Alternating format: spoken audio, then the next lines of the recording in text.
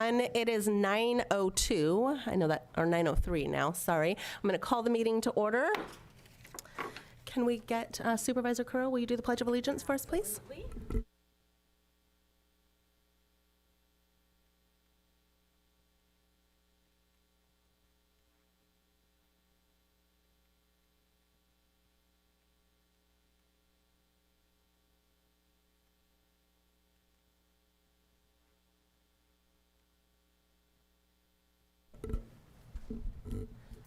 Can I get a motion to acknowledge the certificate of posting, please? So moved. Second. All in favor? Aye.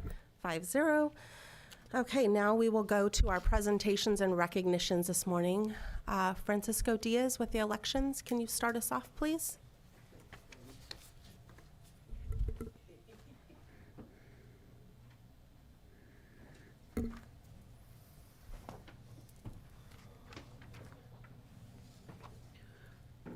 Oh, what a change vacation does to you, Francisco. I almost didn't recognize you. It's winter's coming, that's why. I'm trying to prepare. So good morning, Board of Supervisors, Madam Chair. Every year, the Secretary of State declares the last weeks of April and September as high school voter education weeks.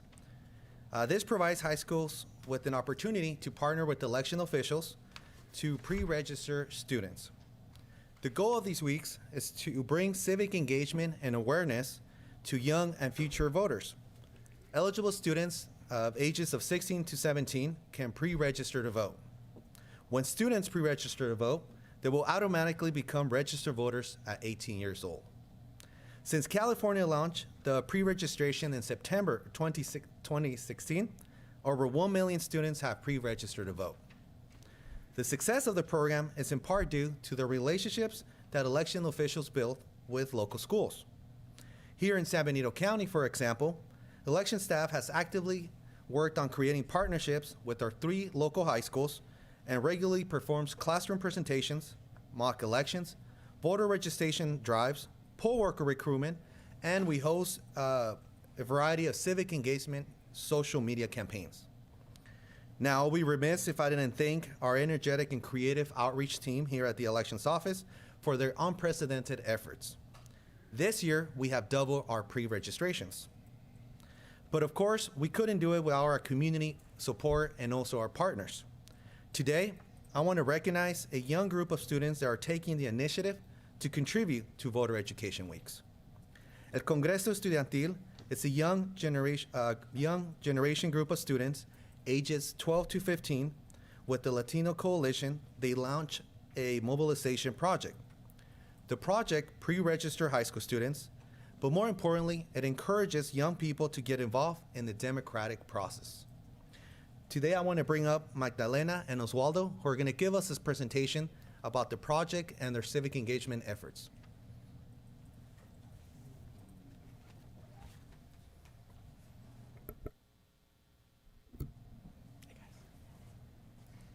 Hello, my name is Magdalena.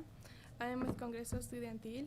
We are encouraging everyone 16 and older to register to vote. It seems there's been a lack of interest in the votes with the younger generation. The youth of California plays a critical role in our democracy by helping to choose the people who will lead us, and by voicing their opinions on the issue that are important to the youth. Why our work to register and mobilize youth voters is so important. By registering at 16 years of age, you have the opportunity to work with the voting polls and gain more knowledge. Thank you.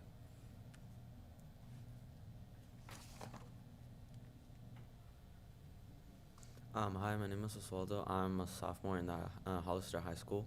I'm here to talk about the Congreso Estudiantil, and with the Latino Coalition of San Benito County, press the Young Mobilization Project to ensure our community will be encouraged to know that the local younger generation will be focused on assuring our community 16-year-old student population will register to vote and provide a turnout of young voters in record numbers. Will need your help during September 8th through 29, 2023.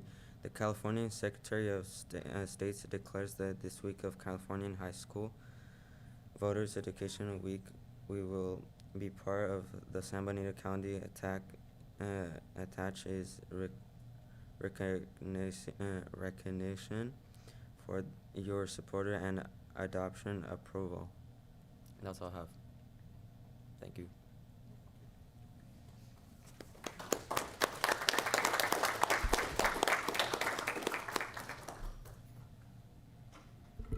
Thank you very much for that presentation. Okay, now can I get a motion to approve a proclamation recognizing Chief Probation Officer Joseph Frontella Jr. for 8 years of service with San Benito County upon his retirement? So moved. Second. All in favor? Aye. Anyone opposed? 5-0. Thank you. Can I get Chief Frontella and Ashlyn Canez to please come up?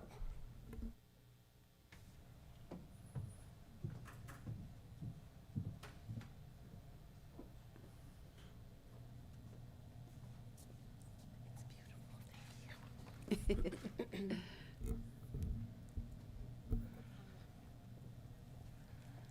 to give you this to Okay. Good morning. It's such an honor for me to be up here. I just came on board in January, and some of the first, the committees that I get to serve on, many of them are with Chief Frontella, and his leadership and his knowledge is just so admirable, and I'm sorry we only get to work with each other for 9 months because it was incredible, but I've learned a lot from him. I think walking in, one of my first tours was the probation department, and I think it's a little bit odd, but it is so warm and inviting in there, and I know that's so weird to say about a probation office, but I think it goes to the true testament of what an amazing leader he is, how he inspires his employees, and so I know he's got big shoes to fill, but it was truly an honor. We are so lucky to have had him for 8 years, and so I will read a little bit of the proclamation, but truly it's been an honor. We're so happy you've left a lasting mark on San Benito County, and I think our county is better because of you being here. So Chief Frontella started his probation career in 1995 with the Pima County Probation Department in Arizona. He was promoted through the ranks of the department as a Deputy Probation Officer 2 to Probation Program Manager in 2004, and subsequently served Merced County for 18 years. He began his career in San Benito County as the superintendent of the San Benito County Juvenile Hall in July 20th, 2015, and was elected as the Central Region Chair for the California Association of Probation Institutions Administrators on November 6, 2015. He was promoted to Assistant Chief Probation Officer in November of 2017 and appointed Chief Probation Officer by retired Judge Sanders in March of 2019. He has served the community with due diligence, compassion, and unwavering dedication to the community. So now, therefore, it be proclaimed, the San Benito County Board of Supervisors does hereby commend and congratulate Joseph Frontella Jr. on his 8 years of dedicated service to the people of San Benito County. Thank you so much. I'm going to turn it over now to Ashlyn Canez.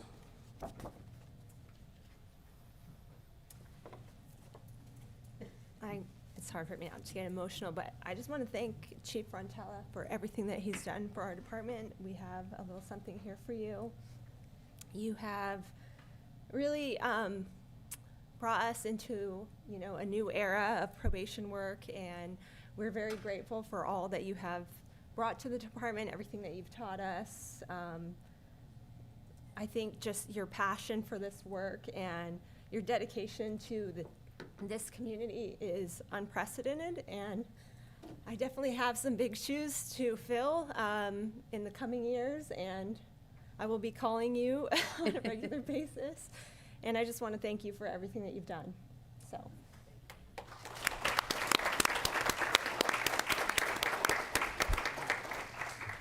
I get to say something? Yes.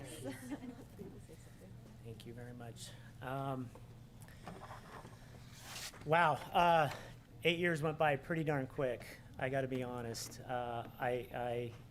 First and foremost, I want to thank my staff. I tell the other chief probation officers, you think you have the best staff, you don't.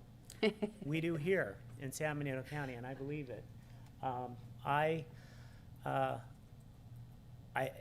thank them because of their commitment and their dedication to working with individuals to better their lives, and in turn, bettering the community of San Benito County. I also want to thank San Benito County for opening up their arms and allowing me to do my work here. It has felt really good, and I feel like we've made some really good progress, and I feel like Ashlyn will carry the baton into the future and do an exceptional job, far better than I think I ever could. And I think she and the staff that we have are exceptional, and I think as a community, we are very fortunate to have the people working for us that we do. I want to thank the board. I thank your board for all your support over the years. And I honestly think, I think, and I could be wrong on this, every one of my asks were approved by your board and all the previous boards for the last 5 years. So I really appreciate the support, and I thank you for all of your time and energy towards the probation department, and CAO Espinoza, Henny, all of administration for San Benito County. Thank you for all of your hard work. I know that you guys are short-staffed and you need help, but I thank you because we couldn't do it without you, and we appreciate that. And in closing, I'll just say thank you to all the people of San Benito County, because this is a wonderful community, and I've been honored to serve it. And I look forward to seeing big things in the future by everybody in the community and the departments that serve it. So thank you very much appreciate it. It's very heartfelt, and thank you. Thank you.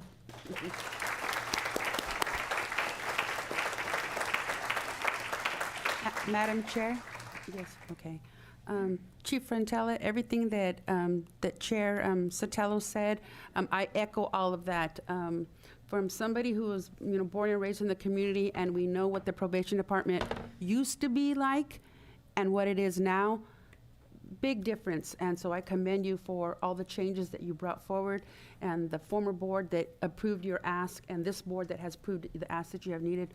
We know that we needed change from within, and you were strong enough and brave enough to bring it to us, and the board was wise enough to grant you what you were asking. So thank you, and I'm confident, yes, that Ashlyn will be able to carry your shoes, wear your, I look at her shoes today, I said, well, those aren't the shoes she's gonna be able to be wearing, on the job, but I'm confident that she will be able to walk in your shoes, and with you there to guide her, I'm sure it's gonna be very successful. So thank you.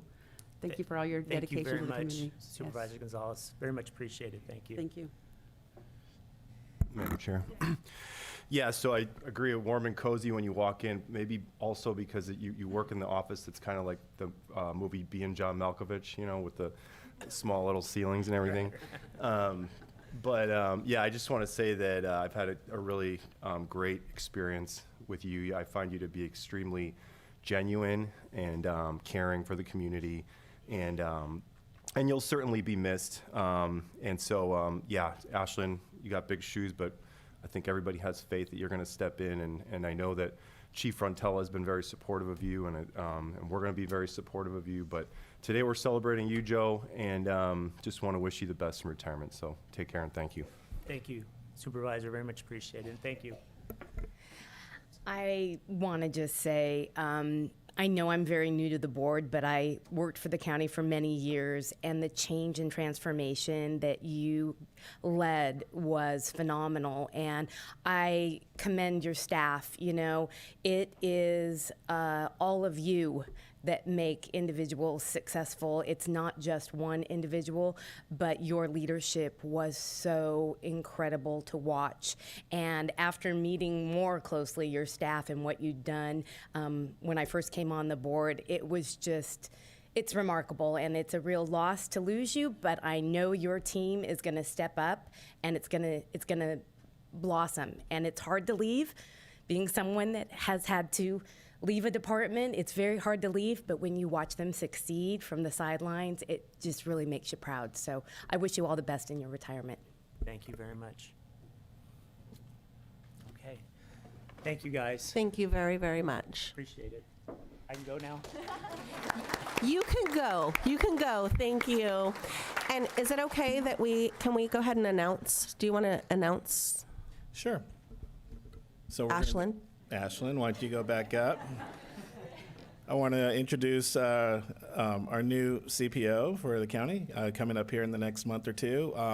Ashlyn, go and step up. Introduce yourself. Hello, I'm Ashlyn Canez. I'm really excited. I've been with the county since 2012.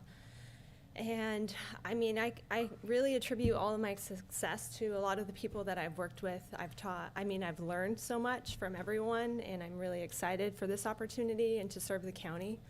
And in any capacity that I can be a help, I'm just a phone call away, and I'm just really excited. I know I have had a really great mentor who has really been diligent to succession plan and teach me all the things that I'm going to need to know. But I'm here, I'm dedicated, I'm ready to work and to learn and do what's best for this community and for this county. So thank you.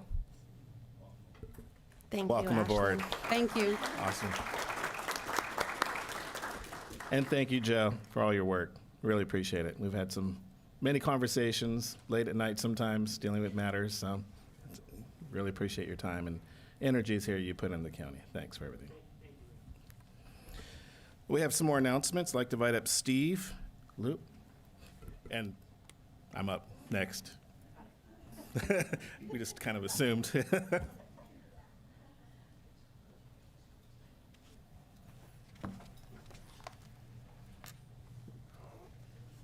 All right, good morning, Madam Chair, Board of Supervisors, Steve Luke, Public Works Administrator.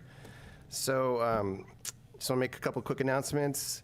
One, our integrated waste team, who's an excellent team on the RMA, have been diligently making efforts to clean up embankments around our county from folks that have been depositing trash down those hillsides.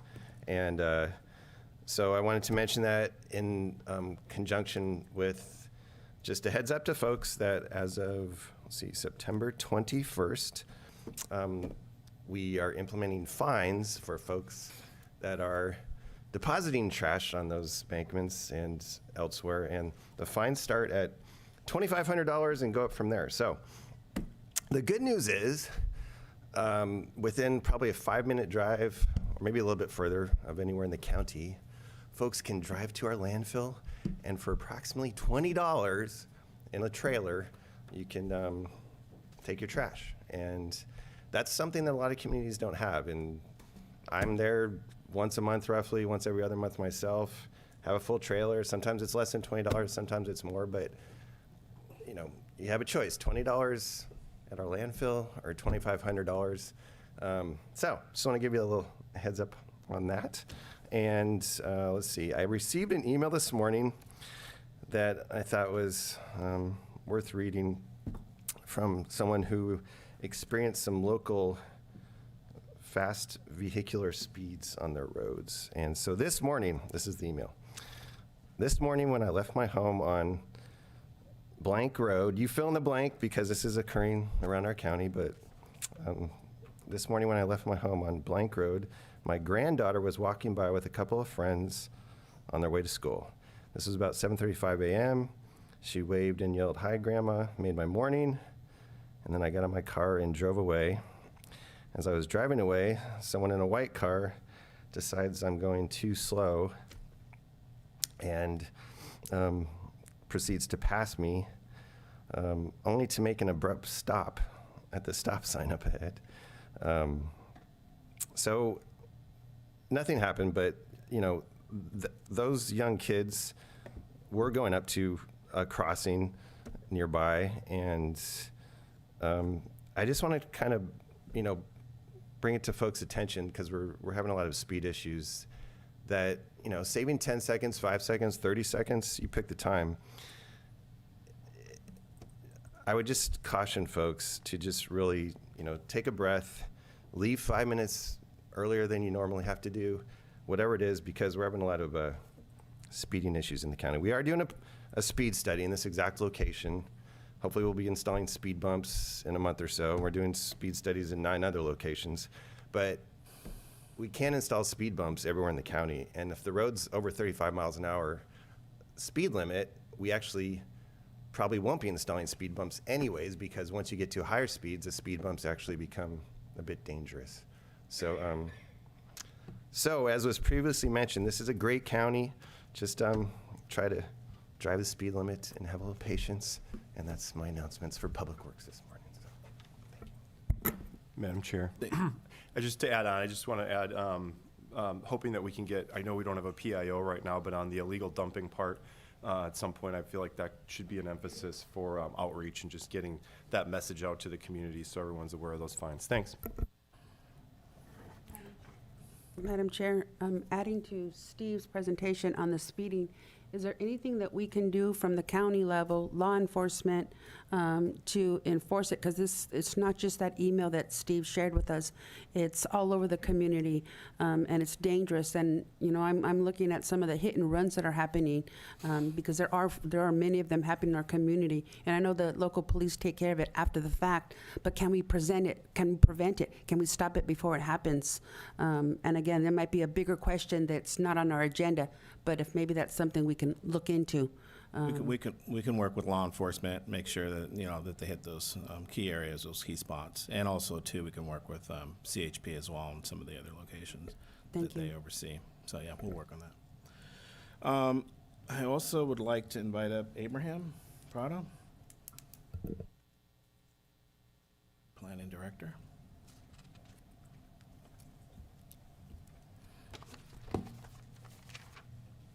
Thank you, CEO Espinoza. Madam Chair, members of the board, good morning. Abraham Prado, Director of Planning and Building Services. I was here 2 weeks ago, or approximately, at the last board meeting announcing the Housing Element Update Workshop that we will be having tomorrow, Wednesday, September 27th, here at the board chambers at 6 o'clock.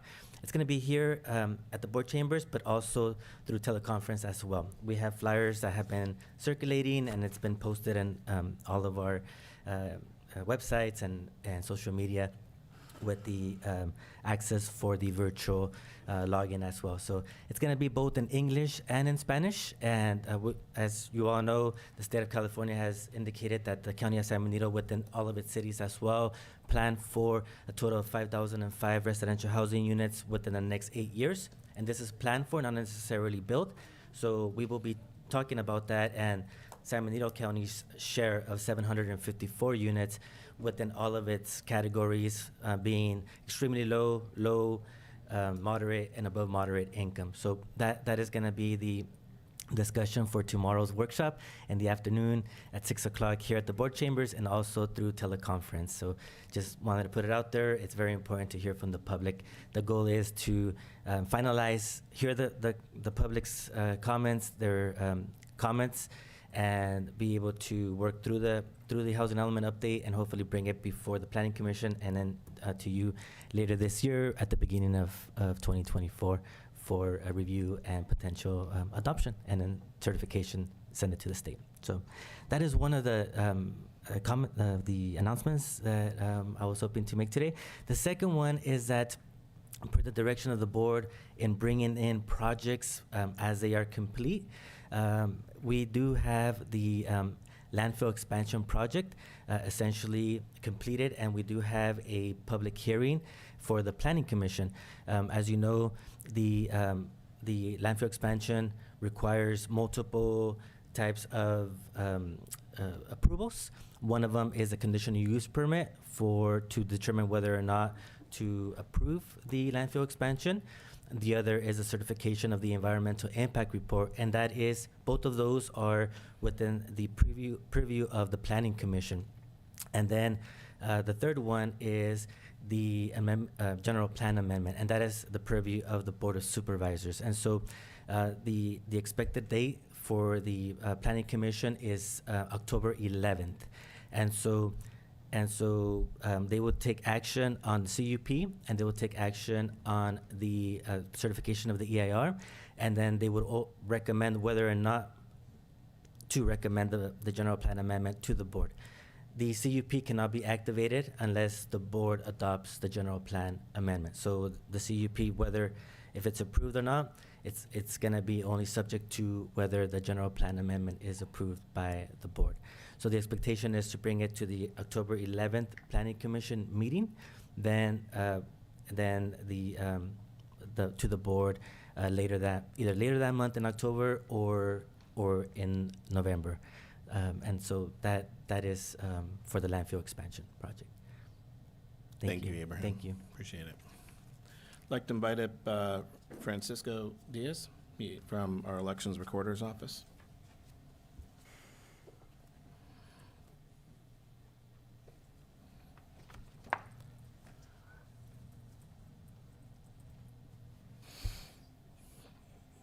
Good morning again.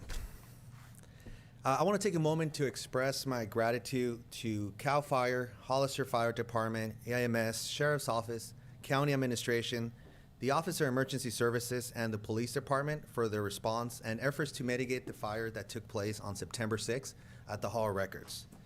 I want to let the public know that the fire caused varying degrees of damage to our facilities, equipment, and inventory, but county staff is currently assessing the full extent of the damage to determine the necessary replacements and repairs.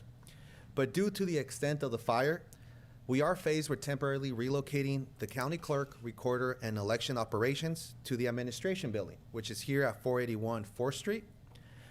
Birth, death, and marriage certificates are going to continue to be offered as scheduled, alongside property documentation recording. So if you buy or sell a house or any sort of property, those documents are still going to be recorded.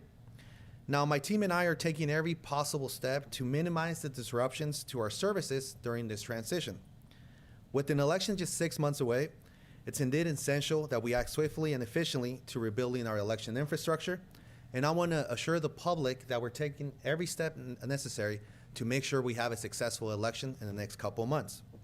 But to expedite the process, county staff is prioritizing tasks, we're allocating resources efficiently, and we're engaging with experts and stakeholders at the county level, but also at the community. Now, we are going to streamline processes to make sure that we're up and running as soon as possible. But I also want to take a moment to thank the public and the Board of Supervisors for your understanding and patience as we go through this period.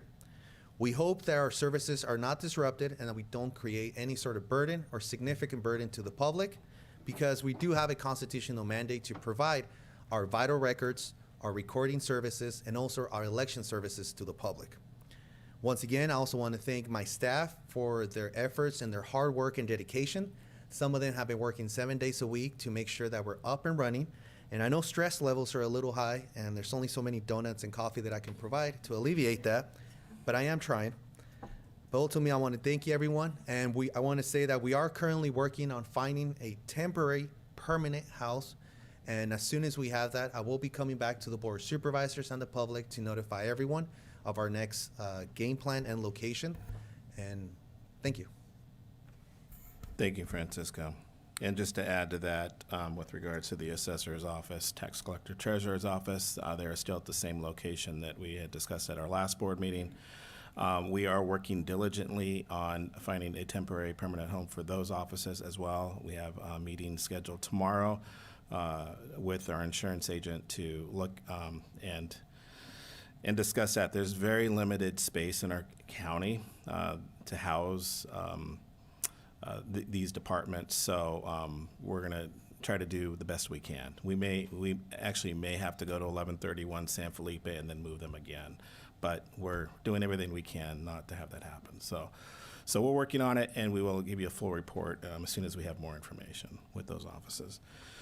With regards to a few more items on hand, sorry, board and the public, but I think these are important items.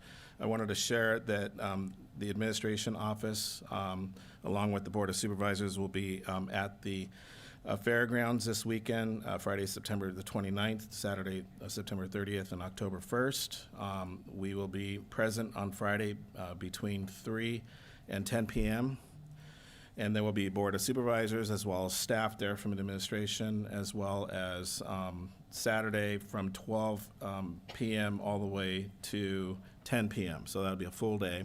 And again, we have a share of services. Thank you to the board for making yourself available, as well as Sunday as well. We'll be wrapping up at 6 on Sunday. So just want to thank staff and the board for, and again, we welcome the public to come and visit. And if there's any questions or any educational pieces that you guys want to have more information with regards to the county and operations, feel free to bring that to the booth. We also have been working diligently with ECG. Just wanted to provide the board a quick update on finalizing the report. They're studying on developing a comprehensive solution on saving the hospital and us actually putting in an intent submittal to the hospital and the hospital board. So we're working diligently on that. We hope to have something very soon, and we'll be presenting that to your board, hopefully in the next meeting. So fingers crossed.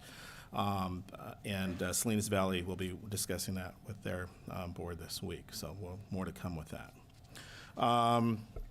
RCRC wanted to share, it was a busy week last week. I thought we had great attendance from the County of San Benito. We had a lot of folks there besides administration, but we had the public as well. So I want to thank the public for their attendance. It was a really great forum on Tuesday, the first time ever that RCRC put that on for Economic Development Forum. And they had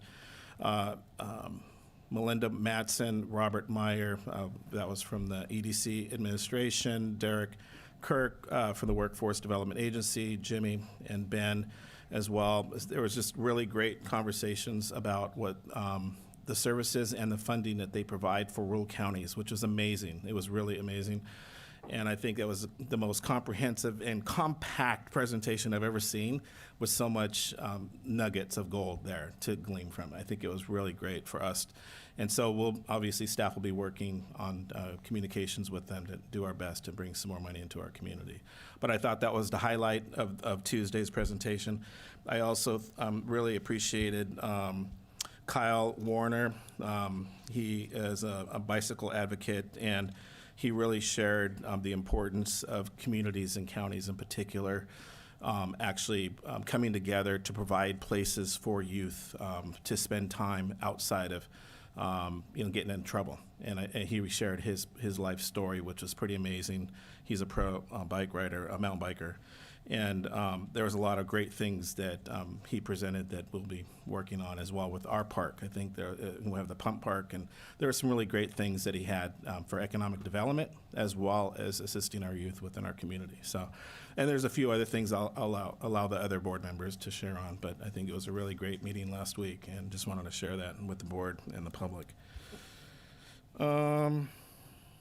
And that's all the announcements that we have. Thank you. Board announcements. Supervisor Gonzalez, you want to start this morning? We had the CTC, the California Transportation Commission, come for the San Diego COG, hosted it on Wednesday and Thursday of last week, and it was attended by 13 of the 17 commissioners, so it was a great attendance. We had their staff there too. We also on day 2 took a tour, and we had the commissioners witness firsthand in a Santran bus and feel the conditions of the roads, so that when we ask for money in the future, they know firsthand how dire a situation it is for them to fund our projects. And so it was a great turnout. We also had a community panel, farmers, economic development. I'm trying to think who were the other individuals, AMBAG, but it was a great sharing opportunity for the CTC commissioners to hear from members of our community our other needs that we are going to be focusing on, that we need to focus on. Transportation is just one element of what we need to do to enhance and build our economic development principle here in San Benito County. And so the commission, the CTC Town Hall was a great opportunity for me to learn a lot of information, but as well as the commissioners from Sacramento and from parts of California to hear about San Benito County and what we bring to tourism and potential economic development and how we can go ahead and ignite that and really maximize our potential for the county. So it was a great opportunity. There were other meetings, but that was the highlight that consumed most of my time, and so it was a busy couple of weeks. Yes. Thank you. Supervisor Kosmicki? Yeah, thank you, Madam Chair. So I had the annual Central Coast Community Energy meeting in Paso Robles, September 13th and 14th. I represented the county along with CAO Espinoza, so you've been very active with annual meetings of sorts, so thank you for that. So I just want to give some of the notable highlights, because I'm a big believer if we go to these meetings, we should come back and report what we did instead of just, enjoying the free coffee and whatever. So some of the notable highlights included ongoing efforts to fulfill 3CE's push for 100% renewable energy by 2030. 3CE, you may not know it, but most people in this room are actually 3CE customers. Unless you opt out, you're automatically opted into 3CE. And so be aware of that. But the agency's on track to be 100% renewable by 2030. That's a big, big deal for this region. There's an expectation for 90 gigawatts of new clean energy in the next 12 years, mostly through solar and battery. And there was also discussions about gas and just what role gas plays in this transition. And a lot of talk about there's still a need for a diversified energy portfolio.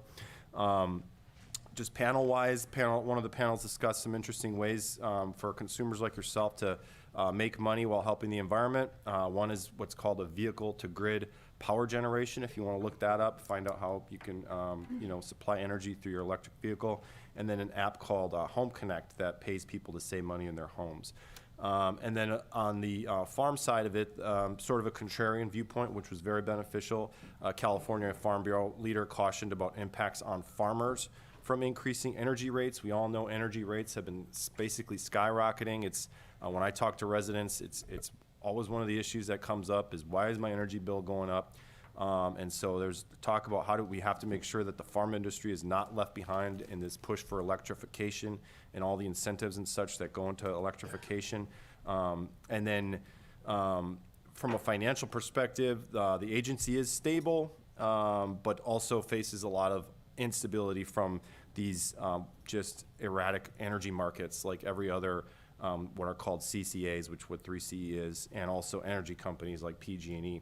And it was very clear that much of the cost increases, if you want to know why your energy bills are going up so much, a big part of it, frankly, is the regulatory environment in the state is out of control, and it's extraordinarily stringent, and they essentially, the regulators require agencies like 3CE to set aside a vast amount of resources in the event of, major catastrophe type situations. And so it's what's called resource adequacy, and that resource adequacy requirement for 3CE was $30 million in 2021, and it's expected to be $170 million by 2025. So that gives you a good idea of why your energy bills are going up so much.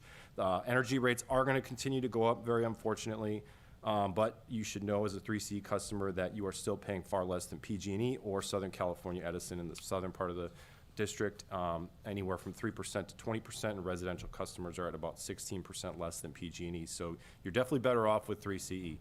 As far as other things, county fair, just want to reiterate, if you haven't been to the county fair, it's truly an emblematic event for this county. Really, to me, it really goes to show what this county's all about. It's the heart of this county as far as I'm concerned when it comes to events. So get out to the fair, take your family, take your significant other, enjoy a few rides and some greasy food. And I'll be out there on Sunday with my family and spending some time in the booth as well. Looking forward to that. And then I want to just circle back to our Public Works Director's PSA about speeding. He knows that I'm a big advocate for speed enforcement and traffic calming in this community. Again, I come back to these issues when I talk to residents, especially in my district, San Juan Bautista back roads in particular. It's extraordinarily dangerous back there right now, not even just if you're in a car, but if you have to remember those families that actually live back there, and some of them have kids. And I've been back there, and you really have to be back there outside of a car to really truly understand what these families and residents are experiencing with these cars zipping by on these two-lane country roads that also need to, gotta get those potholes filled back there too, but experiencing back there it's basically a highway now back there. And so I will be continuing to be a huge advocate for not only traffic enforcement. My understanding is CHP actually has jurisdiction back there, but I'm very hopeful that that our sheriff's office can work with CHP on some sort of level to get more aggressive back there. There was somebody told me there was a CHP officer about a week ago, thankfully, and they were apparently just picking cars off, like one by one, basically, and it's just automatic tickets back there. So please, please, please, we got to put attention back there. And then on that note, future agenda item, I brought up previously at Intergovernmental about this issue about eliminating left turns onto 156 from the country roads where people are using these roads basically to cheat traffic, to skip the line. And it's causing a very, very significant safety issue. That's my primary concern. I know I've talked with our public works director. It may not alleviate the congestion, but I'm very concerned about the safety of these cars that are getting in these long lines and shooting out into the Highway 156 traffic. I personally saw a semi-truck almost hit somebody 2 days ago because they got into one of those so-called suicide lanes, which are not meant to be merge lanes, but people use them as merge lanes, and there's a reason why they're called suicide lanes. And a semi-truck almost smashed through one of those trucks just 2 days ago. So on that note, I want to bring to the board, I brought it up with COG, they're looking into it as well with Caltrans, but I want to bring up, because I think we'd still have to do it through the county, the elimination of the left turns onto 156 during afternoon commute hours on Lucy Brown, Bixby, and Flint Road. I'll be your second on that, and the reason I'm saying that is during the CTC, I had a conversation directly with Caltrans, and you are right. The proclamation needs to come from the county, the Board of Supervisors, in order for the CHP to make that prohibition of the left-hand turn. So I'll be your second on that, yes. I appreciate that, Supervisor, and I'm hoping that that can be one of those items that comes back sooner than later, just because it's an urgent situation. So thank you. Thank you. Supervisor Zenger? Sure, thank you.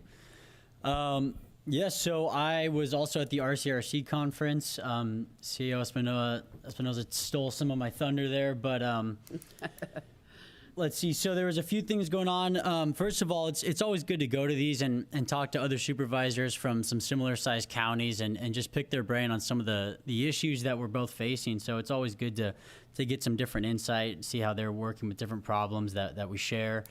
There was a session on rural county hospitals. Unfortunately, Hazel Hawkins was an example discussion point, so there wasn't a whole lot of solution offered. It was more, I guess it was, we were kind of an example for other counties of some of the problems that can amount, and Madera County was also an example of some of the issues. So we're still working through that situation. Speaker Rivas gave a speech there and gave Samuel County a shout out, which is always nice.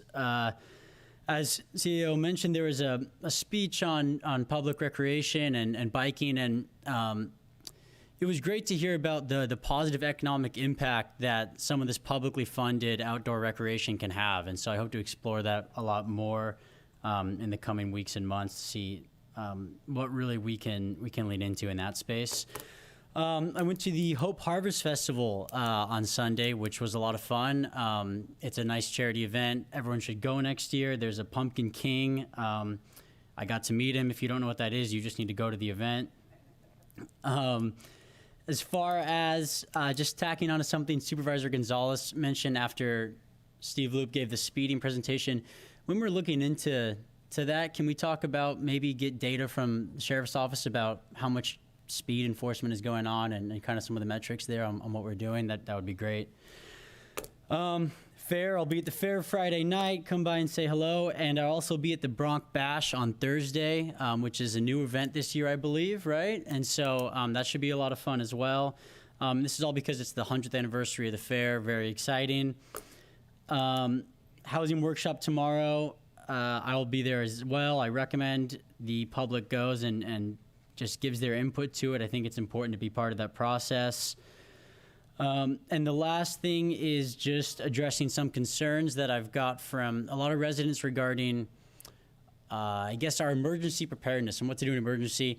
We have OES team, and it's a small team, but they do good work. And so just letting people know that I'm going to be working with them to try to come up with maybe some sort of media that we can give out to the community to kind of go through our emergency preparedness plan, just so that people know that there is work being done and there is a plan, because I know it can be scary, but we're working on that. And I believe that is all. So Thank you. Supervisor Curl? Okay. One is September 15th through October 15th is National Hispanic American Heritage Month, and I'm not sure if we have anything on the agenda planned, so maybe at the next meeting we can just recognize the month. But because it's not just like October, it's mid-month of September through mid-month of October. So I just wanted to bring that to everyone's attention. You can go on to the Hispanic Heritage month.gov website, and it'll give you all kinds of information about what they're doing this month. I'll be your second on that if you don't mind. Oh, okay. Thank you. Thank you so much for that. Okay, LAFCO. We've been working really hard at LAFCO. We have a new executive officer that will be confirmed hopefully this Friday. It is Policy Consulting Associates, PCA. It's led by Jennifer Stevenson and her team of associates. We're really excited about having no longer an interim executive officer, so this is going to help keep COG moving forward with our municipal service reviews and some of the major priorities that we've set for ourselves and goals.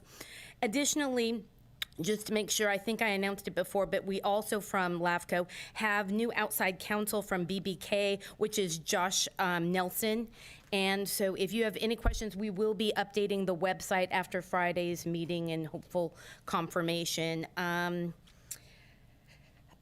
Yeah, we're still moving forward with the City of Hollister, and the wastewater municipal service review is ongoing. Interviews and research from agencies and individuals are in progress. So if you have questions about what this is about or any concerns, feel free. You can either reach out to me or any one of the commissioners on the LAFCO commission.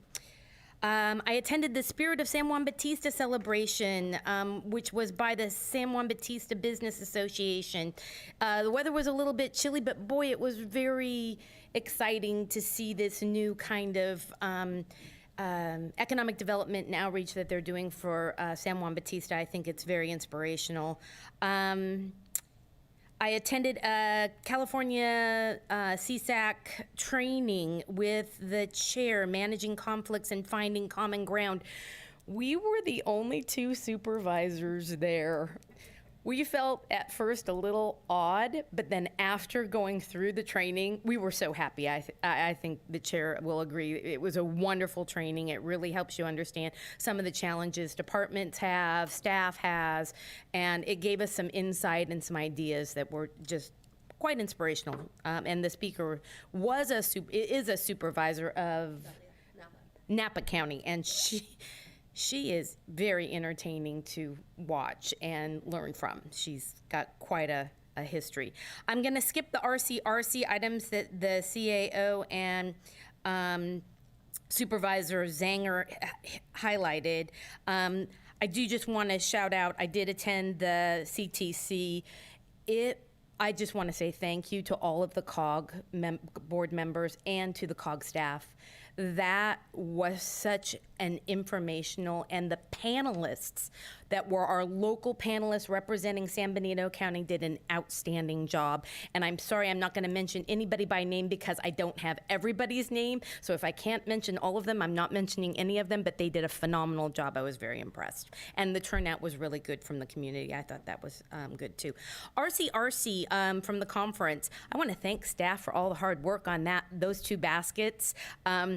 It was fun watching the auction on Thursday night, and I raised my paddle several times to help, raise the basket amounts. It did raise over $68,000 from all of the county baskets, and this was for 6 nonprofits in Butte County because of fires, is my understanding, is what they were supporting for. So that was really a great thing to see. I did not get to, because I was at CTC, I did not get to go to the Wednesday hospital presentation and panel, but I heard wonderful things from all of the other counties, and I just want to do a shout out to Cecilia I'm going to say her last name wrong. How do you? Montavo. She really, the people that I talked to were very impressed, and I'm just so grateful that she's helping us with our challenges with the hospital. She has really been inspirational, and ECG has been great too. So, couple of other items. I'm going to kind of not go through everything from RCRC, but there are some items that I'm going to sit down and hopefully the CAO and I can discuss.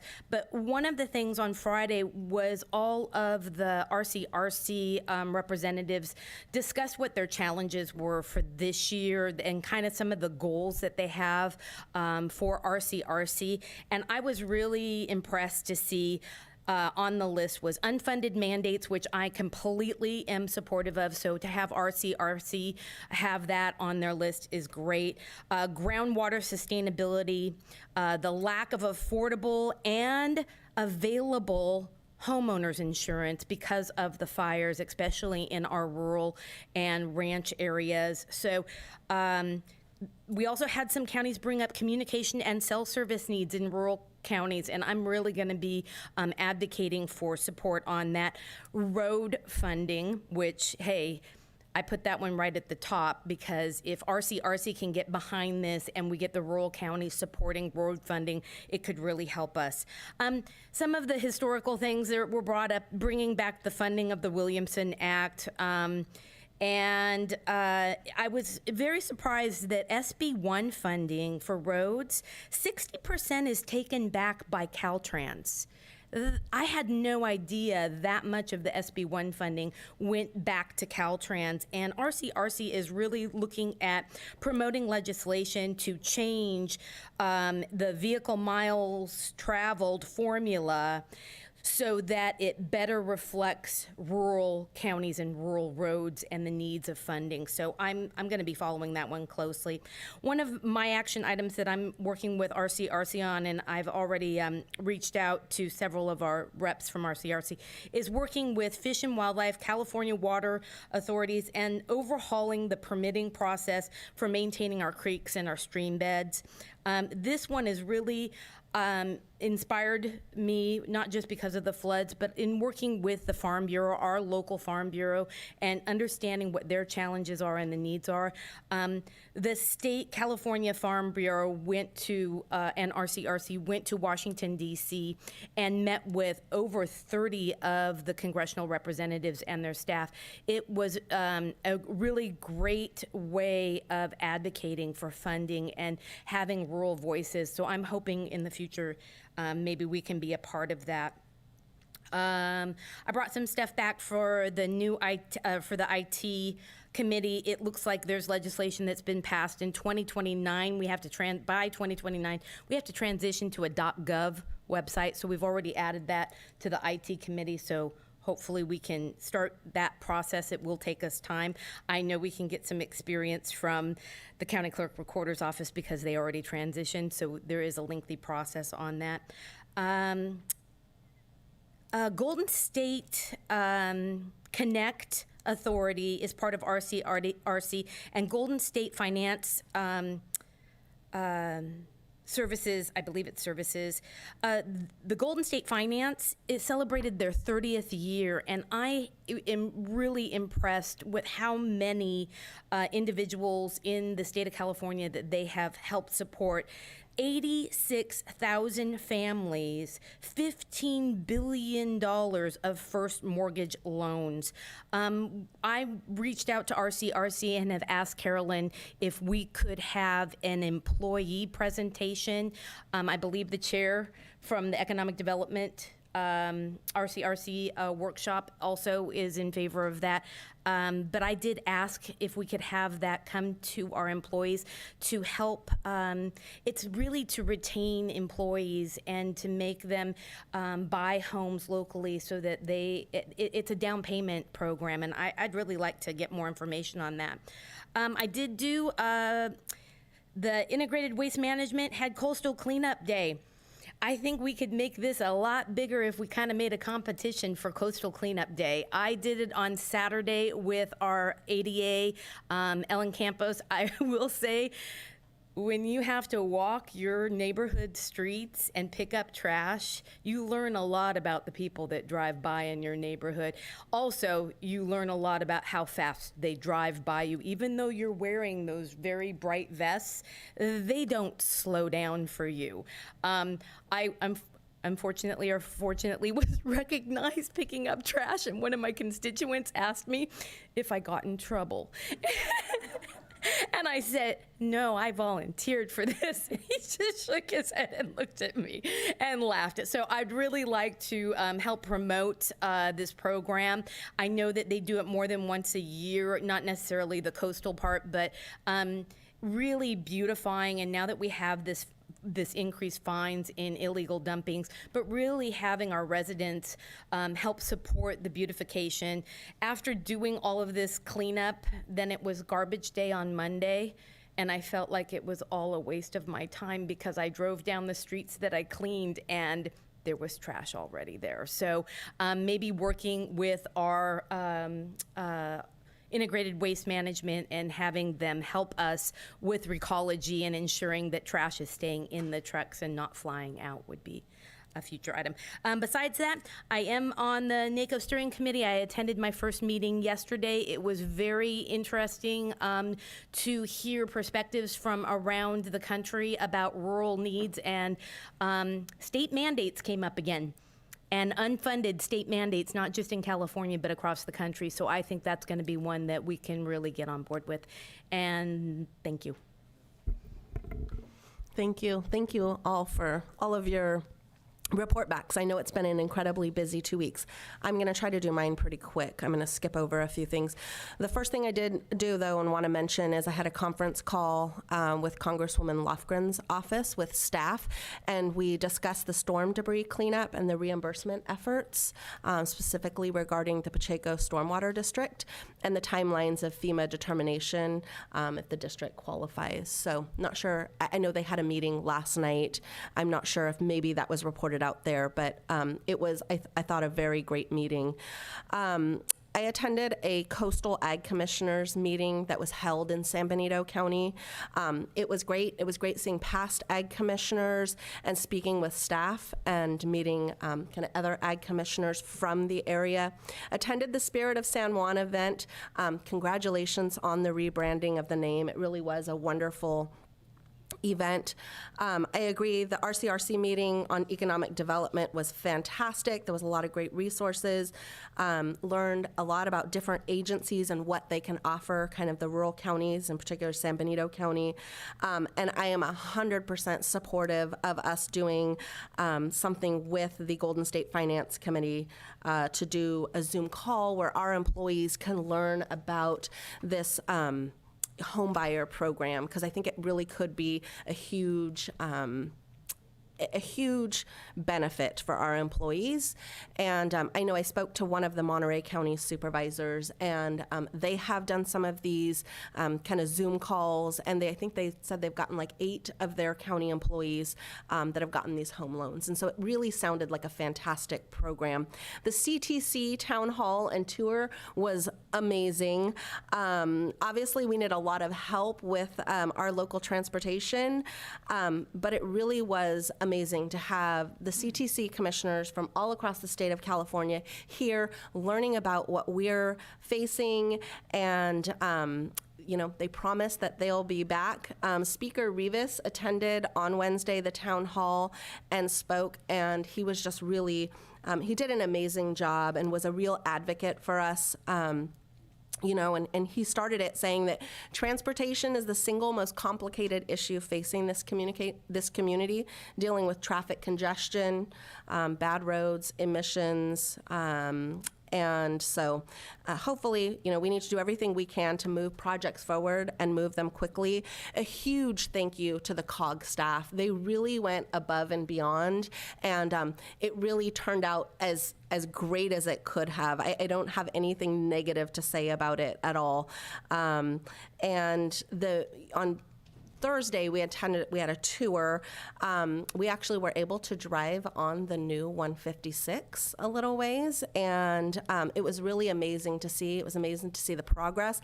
The completion date is supposed to be between February and May of 2025.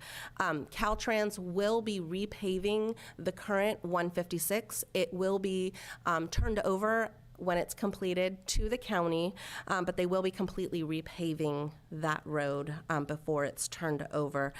We also saw the mural that is in San Juan Bautista in the underpass, and it is such a beautiful mural. That was part of the Caltrans, Clean California grant. And I know a lot of people will say, oh my gosh, how can we be spending money on murals and not transportation in our roads? That's so incredibly important. And I don't disagree, but this came from a completely separate pot of money. It didn't come from kind of a road fund at all. So if you haven't seen it, it really is breathtaking. It's absolutely gorgeous. And so, yes, I agree. Be out at the fair. I'll be working our fair booth on Saturday. And exciting, the Baylors will be playing Palma on Thursday and Friday. So I'll also be at those games as well. So a busy, busy time for our community, a wonderful time, and really exciting stuff happening. So thank you. So now let's go to consent agenda. Do we have any public comment for consent agenda? I think we have public comment first, and then the consent agenda, right? Right, didn't I just call for public comment and consent? Not on Well, the agenda. not on consent, just regular. We rolled right through it. We need. Item Oh, G. gotcha. Sorry, public comment. Sorry, yes, let's just go to regular public comment. Items not on our agenda, sorry. It's been a kind of a long morning already. If you'd like to make a comment in chambers, please provide a speaker card, and on Zoom, please press *9 or the raised hand icon. And we'll start in chambers. Elia Salinas.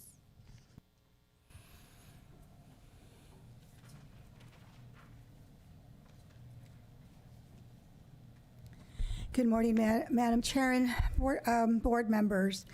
Attended the Caltrans, and one of the things that brought to my attention, and something that San Benito County needs to think about, I don't know how we can do it, but electric vehicles are traveling our roads more and more, but they're traveling on our roads that our gas taxes are paying for. So is there a way to somehow get included San Benito monies from the registration? I don't know how to do it, because we can't tax them for gas, but it's something to consider. Electric vehicles, a small tax to be brought directly to San Benito County with electric vehicles. A shout out to Ashley Canes. She is the first Latina to be the head of the probation department. Chief Fontanella brought the department from a very low morale, negative status, and it is what it is today, and you could tell by the members here that came from the probation department to support him. A couple of months ago, Mr. Charles Wilson on San Juan Canyon Road was denied he had done some grading, illegal grading. Anyway, my concern is he killed oak trees, for a better word. He pulled a lot of oak trees. We're talking, I was told, might be even close to the hundreds. I'm not sure. I know that there's a way that I was told they can look at the map, what it looked like before, what the map looks like now, and they can count how many oak trees were destroyed. It's the fee for destroying an oak tree is $2,500 up to $10,000 per tree. I want to go after Mr. Wilson for destroying those trees, and I hope that the county does not forget that there are some penalties out there for him. Gosh darn it. I would like for this board to campaign to Zoe Lofgren to get San Benito designated as agriculture. We're not designated agriculture. The city of Salinas is designated as agriculture, and one of the benefits is to be able to get HUD funds that will help the low and low income building in this community, and that's why it's important to get that done. Let's see. I have received a lot of phone calls, and for the flood victims, they were told that there is no money for them. That's not true. There is money. Who are they supposed to be talking to? Because the individuals that they're talking to are giving them information or telling them there is no money whatsoever. If they receive FEMA money, that is true, but if they did not receive FEMA money, San Benito County does have funds for them. And can somebody get to me and let me know who to contact? Thank you. Thank you. Next in chambers, I have Paul Ravella. Morning, Madam Chair, ladies and gentlemen of the board. I'm here for you in public comment, wearing my hat as a member of the Board of Directors of the 33rd Agricultural District, San Benito County Fair. Glad to hear in department head and board member presentations that many of you will be there this year. It is the 100th fair. It's not the 100th anniversary. We missed a couple due to things like World War.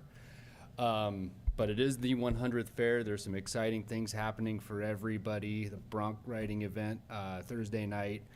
There's going to be a hot chili pepper eating contest Saturday.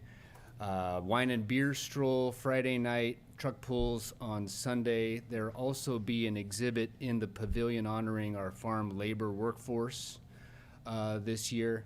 The show opens Friday at 12. Saturday and Sunday at 10 a.m. You can buy tickets at True Value Hardware down here on 4th Street, Ace Hardware, Postal Graphics by Nob Hill, and also in San Juan Bautista at the Pizza Factory. So I just wanted to extend an invitation to all of you here in chambers and watching online to come out and check out the fair. You also have the very popular Junior Livestock Auction, which happened Saturday, and raised about $1 million for 4-H and FFA students last year. So many of that will be for scholarships for future educational activities. Anyway, thank you for letting me come and talk to you during public comment, and I look forward to seeing everybody there. Thank you. I have one on Zoom. Miss Valerie Eglin, you've been unmuted and you have. Yes, thank you very much. It was so heartening to hear Supervisor Kosmicki and Dom Zanger about their experience at the RCRC. The fact that outdoor recreation is somehow sanctioned a little better, it's heard a little better at meetings like that. And much appreciated that our outdoor activities will get some emphasis. As far as safety and parking, well, I'm switching gears here. I don't want to do that. I'd like to ask the Board of Supervisors to ask Caltrans to install bike share signs on the way to the Pinnacles and at all pinch points, like going to Mudstone, so that our bicyclists can have a safer way up to Mudstone where they can mountain bike. From Hospital Road, it's now a doable objective. And out going toward the Pinnacles, it is so dangerous for cyclists, and it would be a good opportunity to improve our tourist traffic out there. The other next thing is safety and parking on the Anza Trail parking area. There's been a couple of break-ins, and I believe that Kim Johnson, the REACH committee for Anza Trail, has contacted both the sheriff and Supervisor Kosmicki about getting the footage from the cameras and perhaps working on that again.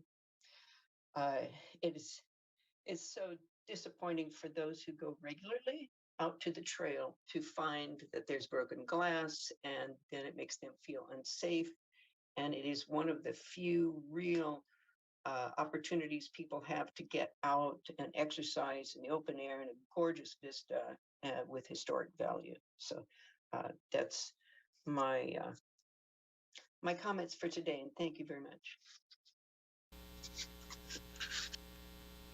And that concludes my public comment. She just doesn't know that she has to submit a card. She can submit it after. Are you Elizabeth?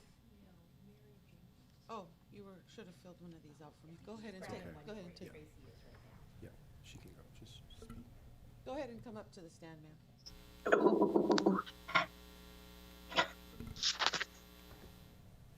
My name is Mary Jenny. I live on Orchard Road currently. I know you. We would like to have it move from a consent vote to a discussion as far as this proposed development on Orchard Road. Are you speaking on consent agenda item? You can go ahead and fill that out and just put 1.1, and then we'll call you up. Okay. Thank you. Sorry about that. That's okay. Thank you.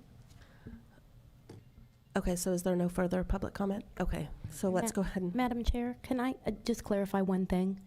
We've been using the acronym RCRC, and I understand there's a few people that don't know what RCRC is. The Rural County Representatives of California. It is our association for small counties, and they are extremely powerful at the state and federal level, representing us and giving us a voice. So just to clarify, and thank staff for making sure we don't use acronyms all the time.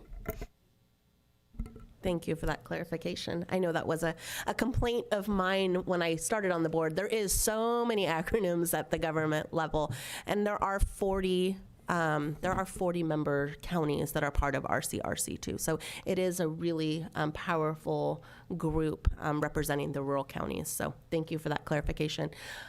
So we'll move on to consent agenda. Do we have any public comment? I know we do for consent agenda. Yes, if you'd like to make a comment on consent, please provide a speaker card, and on Zoom, please press *9 or the raised hand icon. And we'll start in chambers with Elizabeth Decker. Yeah, they're all for just the 1.1.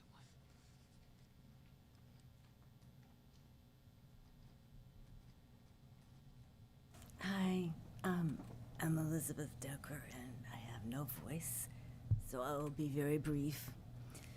But I live on Orchard Road, and I've been there for many years. I live very close to the property in question on 1.1. I just wanted to voice my opposition to this. If it means that we're going to have a subdivision,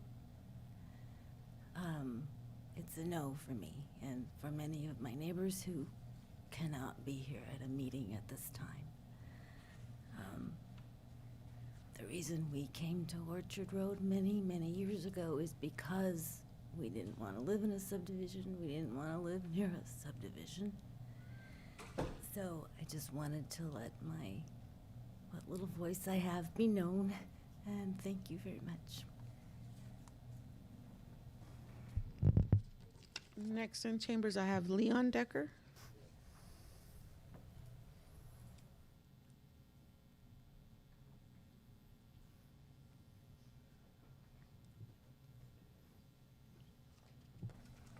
Yes, I'm Leon Decker. I live on Orchard Road, about 300 yards from where this orchard is being planned to be torn out.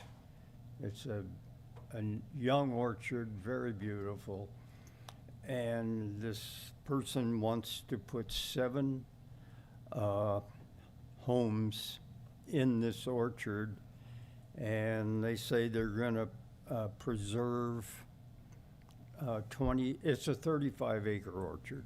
And they're gonna preserve 20-some acres of it and put 7 homes on the other in 1-acre parcels, and we're not zoned for 1-acre parcels.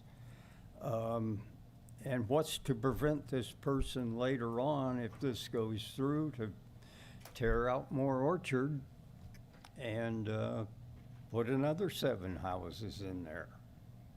I mean, it's all about making money and changing our area from a very rural area to a more of a urban area. And I forgot. Anyway, the orchard is being watered by the blue valve system, and so I'm assuming you put all these houses in there, they can't use the blue valve for house water. And so is there enough well to support this?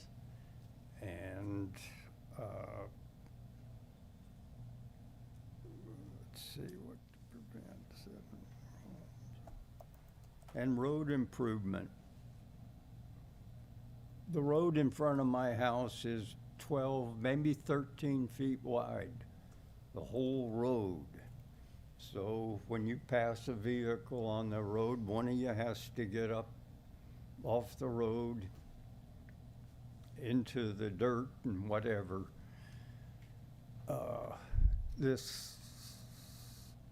So there needs to be great road improvements for that. And I'm just totally against the change in the area.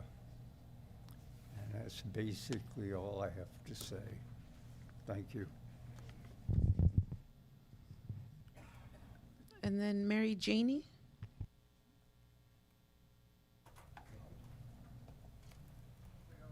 Hi, I also live on Orchard Road.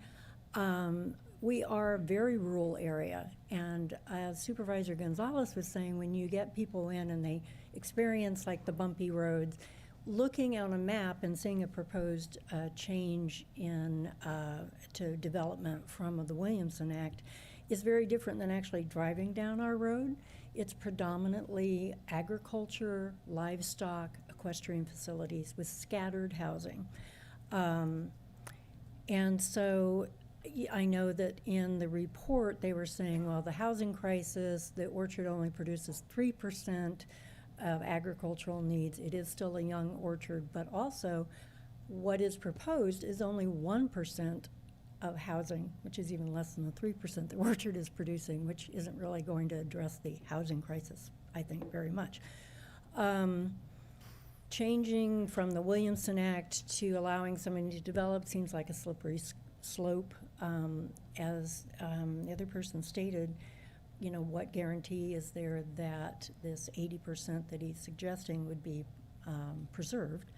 Also, we've all lived there for a long time, and we're very familiar with what rural life entails, which is coyotes. We have coyotes, like I've had them 50 feet from my house. Wild pigs, which are quite aggressive and large, and they come looking for grubs, and they tear up the ground.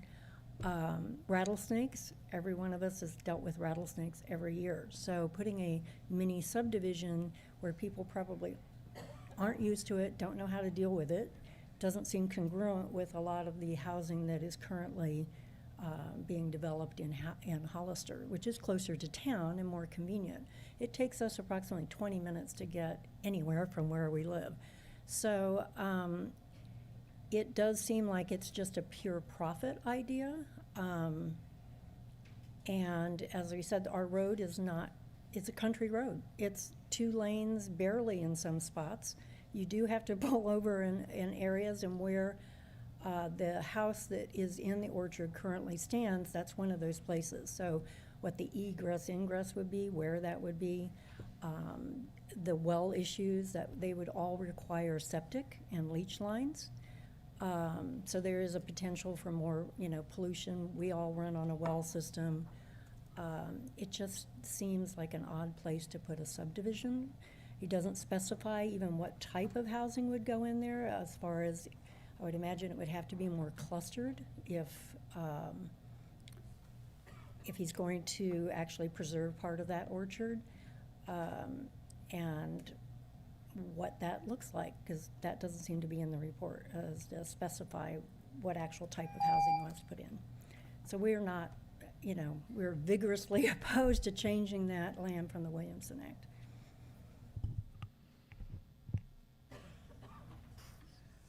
Yeah. And then Elias Salinas. Good morning again. Item 110, I would request that one of you supervisors please pull it and actually make it publicly known who these individuals are. I can say who they are, but I think it should be coming from you. This is something that's really important that comes every year from the chamber and the foundation, and those people should be recognized publicly. Going back to, let's see, item 1.1. This is you're here with regards to canceling the Williams and Mack for this specific property, and the presumption of the individuals that are here speaking of what they don't know or presuming what the future will look like and who will live there. It's kind of, to me, that these people who may come to this project don't know how to live out in the county, is as well as they do. I travel this road quite often. I've been coming to you for months, and Mr. Villapondo has given me graciously the warehouse there where I have stored, and I still have clothing and food items and furniture for the flood victims. These flood victims are still an issue. This problem is not resolved. So when this project were to come forward, it's a possibility that it may come forward in 1 year.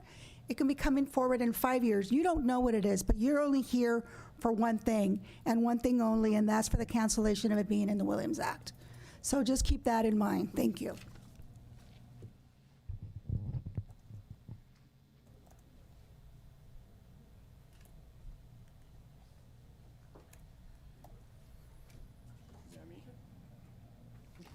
Good morning again, Madam Chair, ladies and gentlemen of the board. Paul Ravella here on behalf of the applicant, Jose Villalpando, who's actually here in the audience as well. I was here before you a couple of weeks ago asking you to postpone this item to today's, well, not to today's date, but to a later date, because there were some items and some language in the resolution that we thought was not consistent with the board action on June 13th, 2023. So this board has already approved this cancellation back in June. What you're here for today is the ministerial act of approving the resolution that implements the board's decision on June 13th, which, as Ms. Salinas indicated, is simply for the cancellation of the Williamson Act contract on this property. There's nothing else here before you today. We did discuss the possible project on this property in order to support the Williamson Act. I'm not sure how familiar you are with your code sections dealing with the Williamson Act, and Mr. Slavich knows them like the back of his hand. But in order to do something on property, you first have to get, if it's encumbered by a Williamson Act, the first thing you have to do is deal with the Williamson Act issue. And in order to identify for you and for the LCA committee what the purpose of the cancellation for was, we had to show you or discuss with you a tentative project to go here.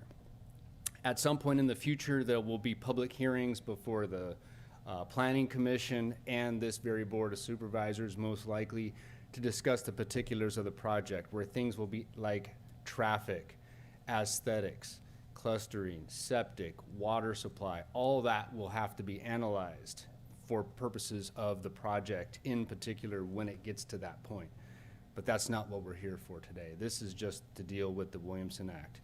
And just for this board's edification, there is a notice of non-renewal on this Williamson Act property anyway, so it's coming out, independent of the resolution or the decision the board made back on June 13th of 2023. So I appreciate the opportunity to speak with you today.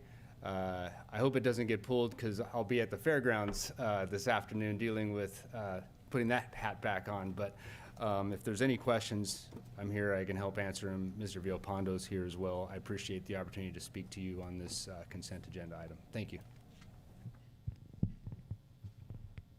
I have no further public comment. Thank you. Bring it back to the board. We'll start with Supervisor Gonzalez. Yes, and with all due respect, Mr. Ravella, I will be pulling item 1.1. I'm sorry, but I have concerns about that. Item 1.8, oops, I skipped 1.8 and then 1.10.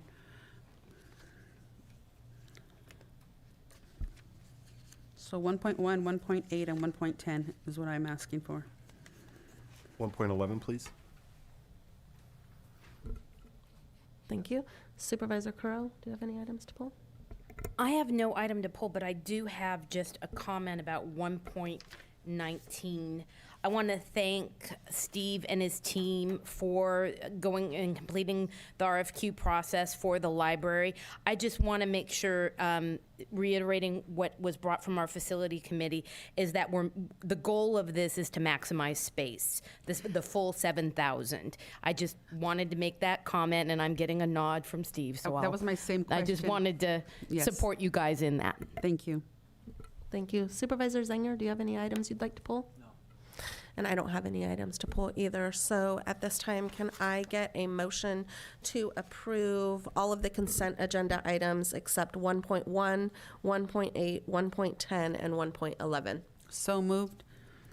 Second. All in favor? Aye. Aye. Anyone opposed? So 5-0. Thank you. Let's go ahead and take a 5-10 minute break. Thank you.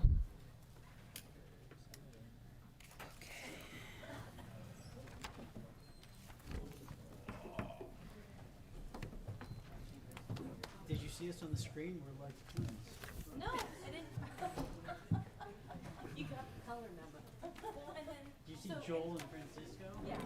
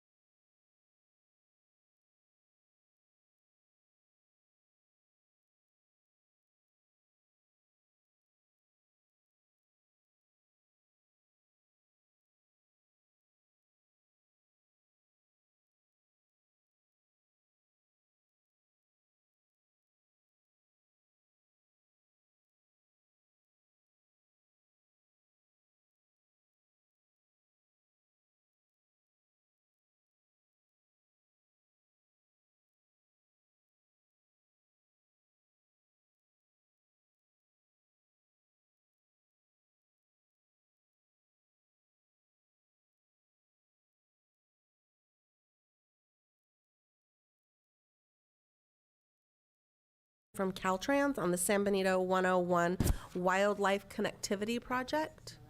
Good morning, Madam Chair, Board of Supervisors, and members of the public. I would like to introduce Morgan Robertson. They are the Senior Environmental Scientist. This is an item that was requested from your board. I'm sorry, hang on, Gracie, one second. I'm sorry, can you take the conversation outside? We're trying to run a meeting. Thank you. Go ahead, Gracie, thank you. Thank you. As I was saying, this item was requested by your board to get a little bit more information on the Wildlife Connectivity Board. Staff did reach out to Caltrans, and we have chosen this meeting to kind of give that presentation to your board for consideration and just informational. And with that, I would like to turn it over to Morgan Robertson.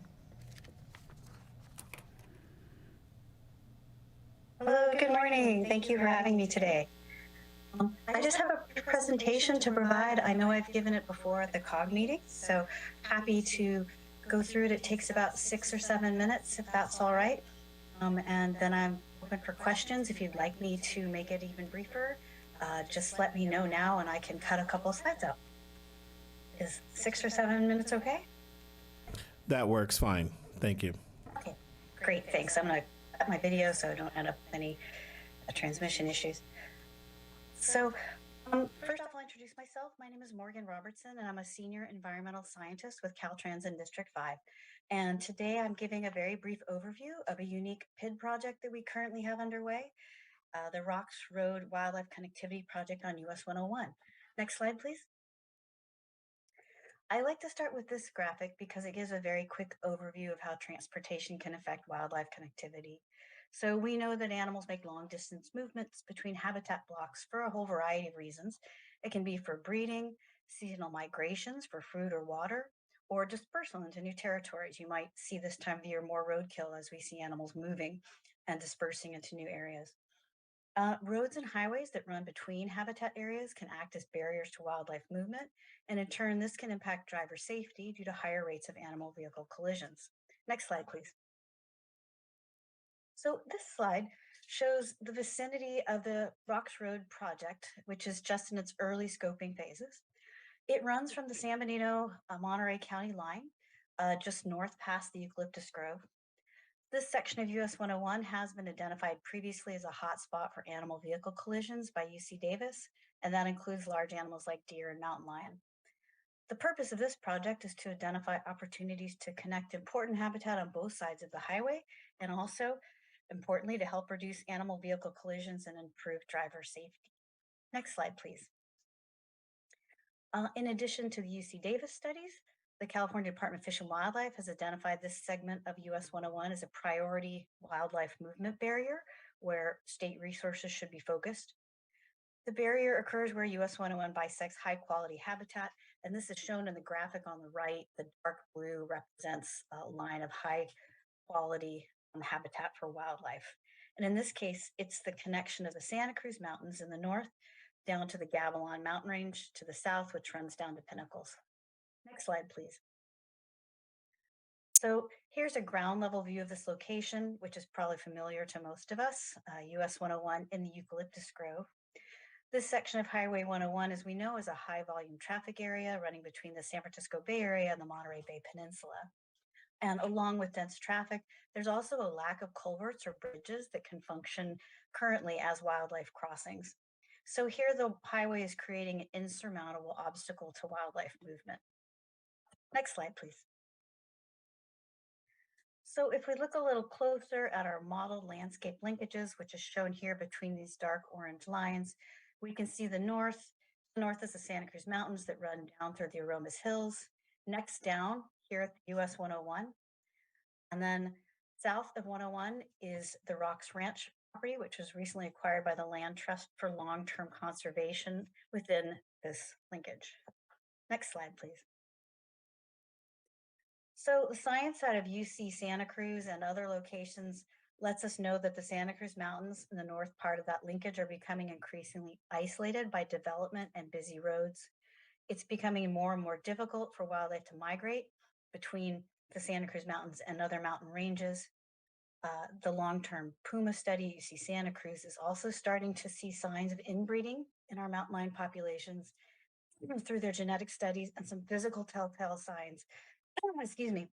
Some of you might be familiar with the Florida panthers or even the Santa Monica Mountains, where we're starting to see animals with cross eyes and kinked tails, and they're starting to see some individuals with kinked tails here in the Santa Cruz Mountains. So connecting habitats from the Santa Cruz Mountains to the neighboring ranges is essential for maintaining genetic diversity that's necessary to avoid inbreeding and local extinction in our wildlife populations. Next slide, please. So in 2018, the Peninsula Open Space Trust kicked off a wildlife study in the southern Santa Cruz Mountains. It was a 2-year-long study that covered 4 different counties and 42 locations. The study assessed the potential for improved permeability in the region's highways. Next slide, please.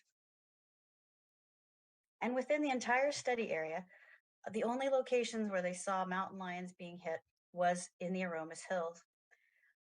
The graphic here shows 3 yellow circles, which are puma vehicle strikes that happened during the study. This map also includes some interesting information from UC Santa Cruz. Orange dotted lines represent points from a satellite collar for the dispersal of young puma, young mountain lion number 54. He came up from Highway 17, or excuse me, down from Highway 17, moved through that model linkage, tried to get across Highway 101 and was hit. So what we're seeing is data that appears to reflect a bottleneck that's affecting the wildlife in the Santa Cruz Mountains. Next slide, please. The Aromas Hills was also an area with very high rates of roadkill. Multiple vehicle strikes were, animal vehicle strikes were recorded in this area. In this case, it's these yellow circles all along here. A variety of species were affected, including deer, mountain lion, and others. And trail cameras that were put up by Pathways for Wildlife showed existing culverts in the area are not being used by wildlife. They're not conducive for movement. Next slide, please. This is an example of some footage. The only footage they got of mountain lions was right there at the Aromas Hills in the Eucalyptus Grove area. There's no large culvert spanning the entire highway, so they had images of these pumas coming up to these culverts. Next slide, please. And these pumas and other wildlife are just not using the existing culverts. So the study found that there's a need for safe wildlife crossing structures at US 101, the Aromas Hills, particularly for large mammals like deer and mountain lions. Next slide, please. So shown here are a couple types of wildlife crossings. Crossings like these give animals an alternate route to cross busy roads and highways, decreasing the potential for collisions with vehicles. The left is an undercrossing. We recently constructed one of these on Highway 17, and we're seeing a lot of wildlife movement underneath it. So good to see animals going under the highway and not over. In other locations, like up in Canada, other states in the US too have built wildlife overcrossings. And where these structures have been put in, the studies have been showing decreased wildlife vehicle collisions of about 90%. Next slide, please. Oh, and this is just the image of the recently completed wildlife undercrossing at Highway 17. So just an example of one project that we've delivered in our district, one of several, that we've done in partnership with public and private entities that helps us leverage funding and skills. Next slide. So it's my second to last slide, just to circle back to the Highway 101 here in San Benito. The current PID that we're working on is identifying opportunities to improve wildlife connectivity along this segment of US 101 to help us reconnect the important habitat on both sides of the highway while also improving driver safety. Our preliminary engineering reviews suggest the topography may be well suited for an overcrossing. And last slide. Thank you for the opportunity to present today, and I'm happy to take any questions. Thank you for the presentation. Do we have any public comment on this item? If you'd like to make a comment in chambers, please provide a speaker card. And on Zoom, please press *9 or the raised hand icon. And I do have in chambers Julio Rodriguez.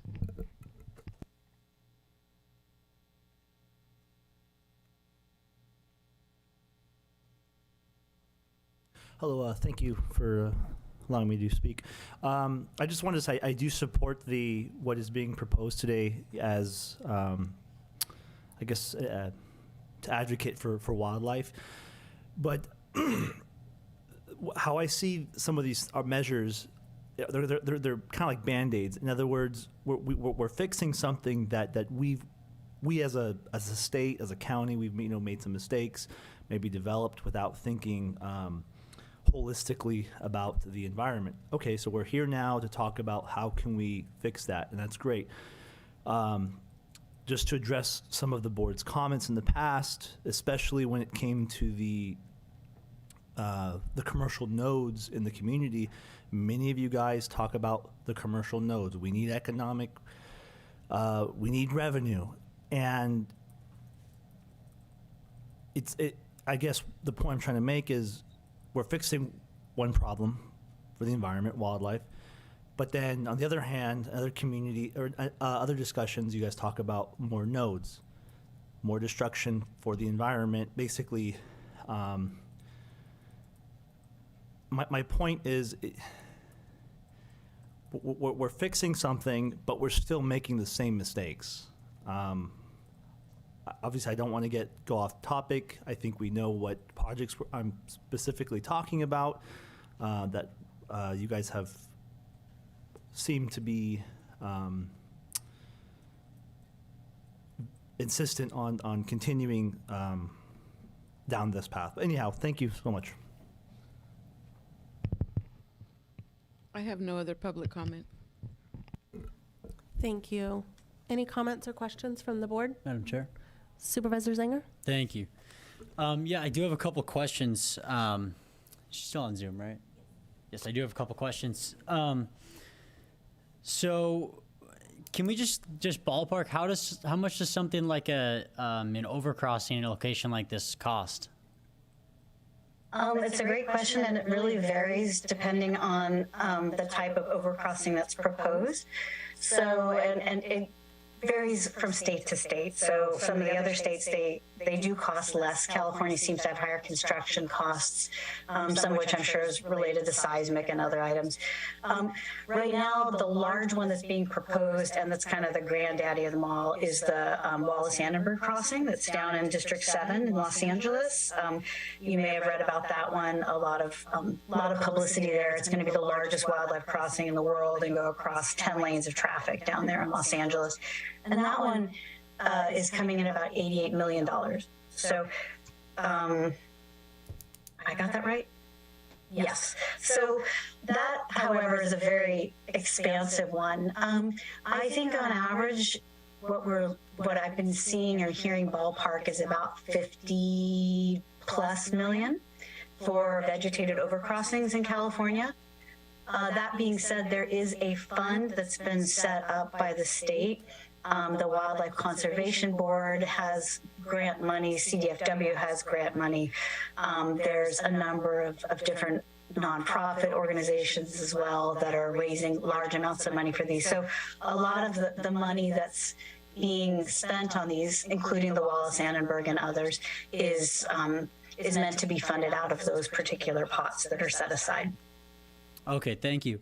And then just because you mentioned something like mountain lion number 54, and I'm just wondering, how is our mountain lion population? Has it been growing, shrinking? Is it relatively high or low? That's a great question. I don't have much information on the areas outside of the Santa Cruz Mountains. I believe UC Santa Cruz, I'm not sure about the total population numbers, but I do know that they see a lower overall effective population, basically a lower number than they need to see to get the robust genetics that would prevent the inbreeding that they're seeing. So I believe that while we have a number of different mountain lions occupying it's all going to be based on estimates, based on the numbers they catch and the trail cameras, but what they're seeing is high rates of roadkill in the Santa Cruz Mountains along Highway 17.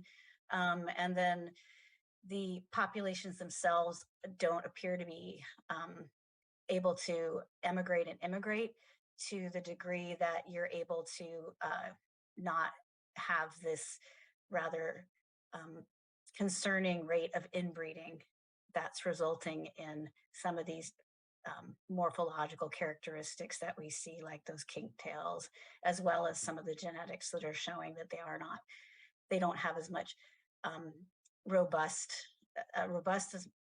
genetic markers as you would like to see if there was immigration and emigration out of the Santa Cruz mountain range. So I think that's the concern. I suspect the mountain lion populations to the south are relatively healthy as you get down into those Padres range and the Pinnacles area, where you can see a lot more dispersal and emigration out of those areas. Right. Thank you. Well, thank you. Thank you for the presentation today. I'll just say that, I consider myself somewhat of a advocate for wildlife and a nature conservationist. But I know that it's going to be, if something like this does go through, it's going to be very frustrating for people to see that where 25 doesn't get fixed, but something like this gets put in. And so I know there's different pots of money, and I understand how that works. I just hope that there'll be a degree of outreach for information as that goes, because like I said, I know it's going to be very frustrating to see something like this for a lot of residents, and then be stuck in traffic forever. So that's all. Yeah, thank you for that comment. We definitely were working with several different nonprofits to ensure that outreach, because I understand, I think it's very important to keep that the understanding of the fact that it is a separate pot of money. But in addition to that, this is one of the top 12 locations in the state to maintain our healthy wildlife populations. It's one of the most critical barriers that we have in Central California. So it would be a location that the science is showing would have some of the greatest benefit for our populations in the state. So, but it's very important that we're able to present that message and basically, let the community hear the rationale as well as kind of how it's proceeding. So we'll be doing a lot of public outreach along with our partners. Thank you. Any other comments or questions? This item first came to our attention. I had the same question that Julio had asked, what's it going to cost us? And what's the cost benefit in terms of saving the wildlife? I didn't realize it was such a significant issue with the wildlife and the inbreeding that was going on. But I'm looking at more car to animal collision issues, because I have seen vehicles be totaled when they hit a deer on the road going 60, 65, 70 miles an hour. So I have the same concern that Supervisor Zanger mentioned too, where the public, their perception is going to see, oh, there goes the county wasting so much money investing on blah, blah, blah, and we haven't touched Highway 25. And so I hear you that the optics that we're going to have to deal with, but what's the cost to save a life? And when I first heard the project, that it's going to go under the highway, I'm like, how do the animals know to use the pathway under the highway? I mean, it may sound really elemental and basic in my understanding and my comprehension, but that's how I came into this. And so I'm just kind of thinking what the public might be thinking too is, how do the animals know to utilize the bridge under the road as opposed to the bridge that is the road? And so it's a tough decision, but we're not making a decision. We're just accepting your report today, correct? It was Ms. Robinson, correct? Yes, absolutely. Okay, no, and it's our job to present the science behind it, which we did for Highway 17. And I tell you, every time I get to see the video of the deer going under the highway, it just makes my heart happy to know that those deer are not being a risk to the health and safety of the traveling public. So, yeah, I completely agree. That's a huge impetus, is to increase safety in this area. And the science does let us know it's a pretty robust science, road ecology. And so we would, before spending taxpayer dollars, we would ensure, and we have been working with some of the leading international experts who have told us this is an incredibly important location, which is why we're focusing our efforts there. Well, I loved your example that you said about the puma that came from Highway 17, and then he was tracked there. Unfortunately, ended his life right near the eucalyptus groves. But the way you're able to track that, that's awesome. And those are the metrics and the statistics that we need to see that, yes, spending this significant amount of money is serving a purpose, regardless of what the optics might be, you know, where needs aren't being met in other parts of our county. So I thank you for your presentation. Thank you very much for the time. Thank you, Madam Chair. So yeah, appreciate the presentation. I know this is going to be very interesting to our public as well. I do find there to be this extraordinary irony that that you mentioned this type of project will cost more in California than other states due to environmental regulations. And so I just, you know, we're here in this state, we're spending millions of dollars more on something because of environmental regulations, but this in essence is an environmental benefit project. So I would think that I'm not you know, obviously not a state representative, but I would think there would be some sort of push for exemptions on these really immense environmental regulations on a project that's meant to benefit the environment. That's just a little soapbox issue there.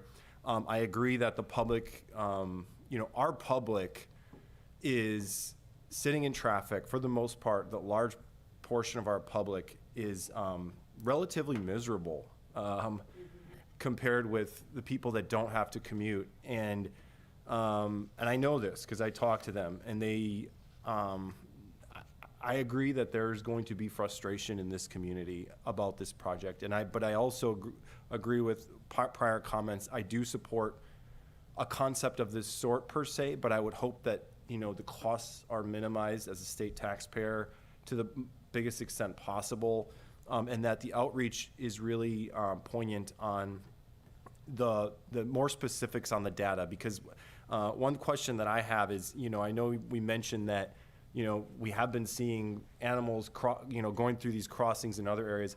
I'm wondering if we can possibly, as supervisors here, so that we can explain things better to our constituents, if we can get some more specific data on numbers of wildlife species that are actually going through these passings, and actual numbers and science on what, you know, presumably positive benefit we're seeing from an environmental perspective, so that we're not just doing this to feel good about ourselves. So I would ask that if we can get some data back from Caltrans on what actual benefit we've seen in other areas where we have similar crossings. When I heard the dollar amounts, when I was on COG last year, I think the dollar amount was maybe more in the $10 to $20 million estimate. And now, you know, if we're talking $50 million, that's a lot of money on something like this. So I do support the concept, but I will point out when we talk about saving lives that a lot of people have died over the years on Highway 25.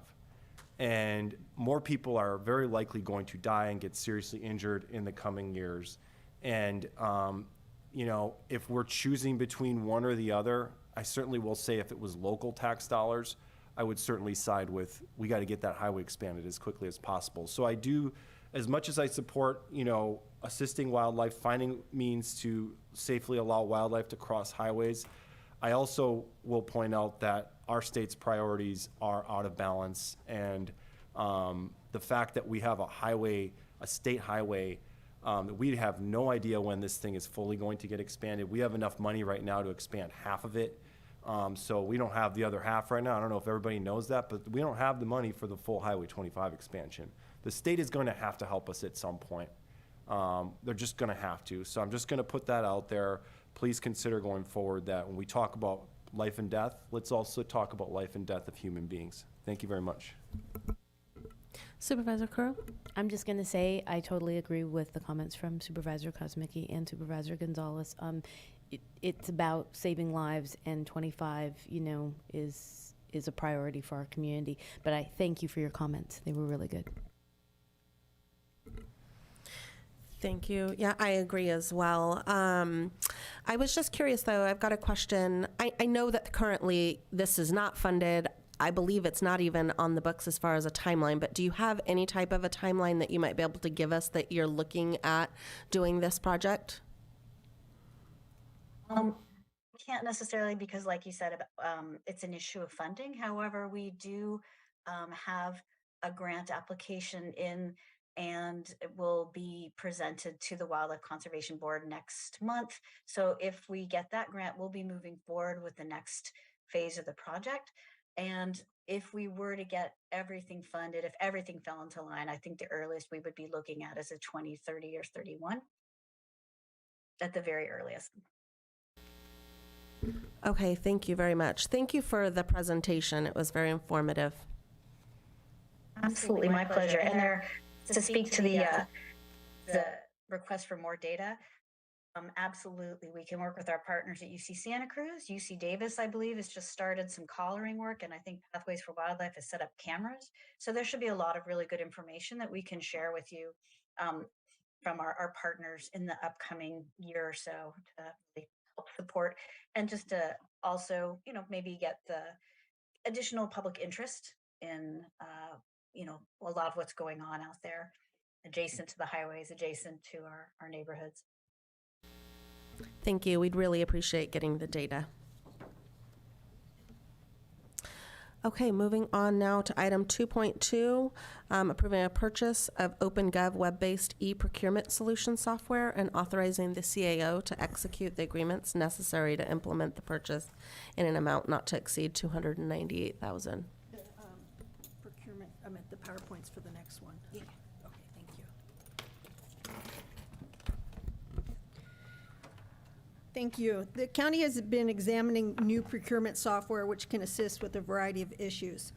OpenGov has been selected as the best software for this function for the reasons set forth below. OpenGov already provides the budget software for the county, so the board is familiar with some of its abilities. The procurement software is another feature that OpenGov offers. More than 1,600 governmental agencies use OpenGov nationwide. And as far as the procurement software itself, approximately 59 entities in California use the procurement software, including the counties of Sacramento, Tuolumne, Shasta, Solano, Santa Cruz, Orange, San Mateo, and Yuba, as well as the cities of Santa Cruz, Monterey, Milpitas, just to name a few. I've spoken with several California counties that have switched to OpenGov within the last 2 years, and they've all given very good reviews of this software. OpenGov is more robust software than the other vendors in the same area and offers some unique abilities in its interactive processes. There are several reasons for selecting this firm to provide this software. In addition to the features, which are the best overall, there's some other more intangible items. They seem to be more heavily used in California as compared to the leading competitor, especially in the surrounding jurisdictions. This increases the vendor pool that's already registered to use this software, and so we can attract more vendors to our project.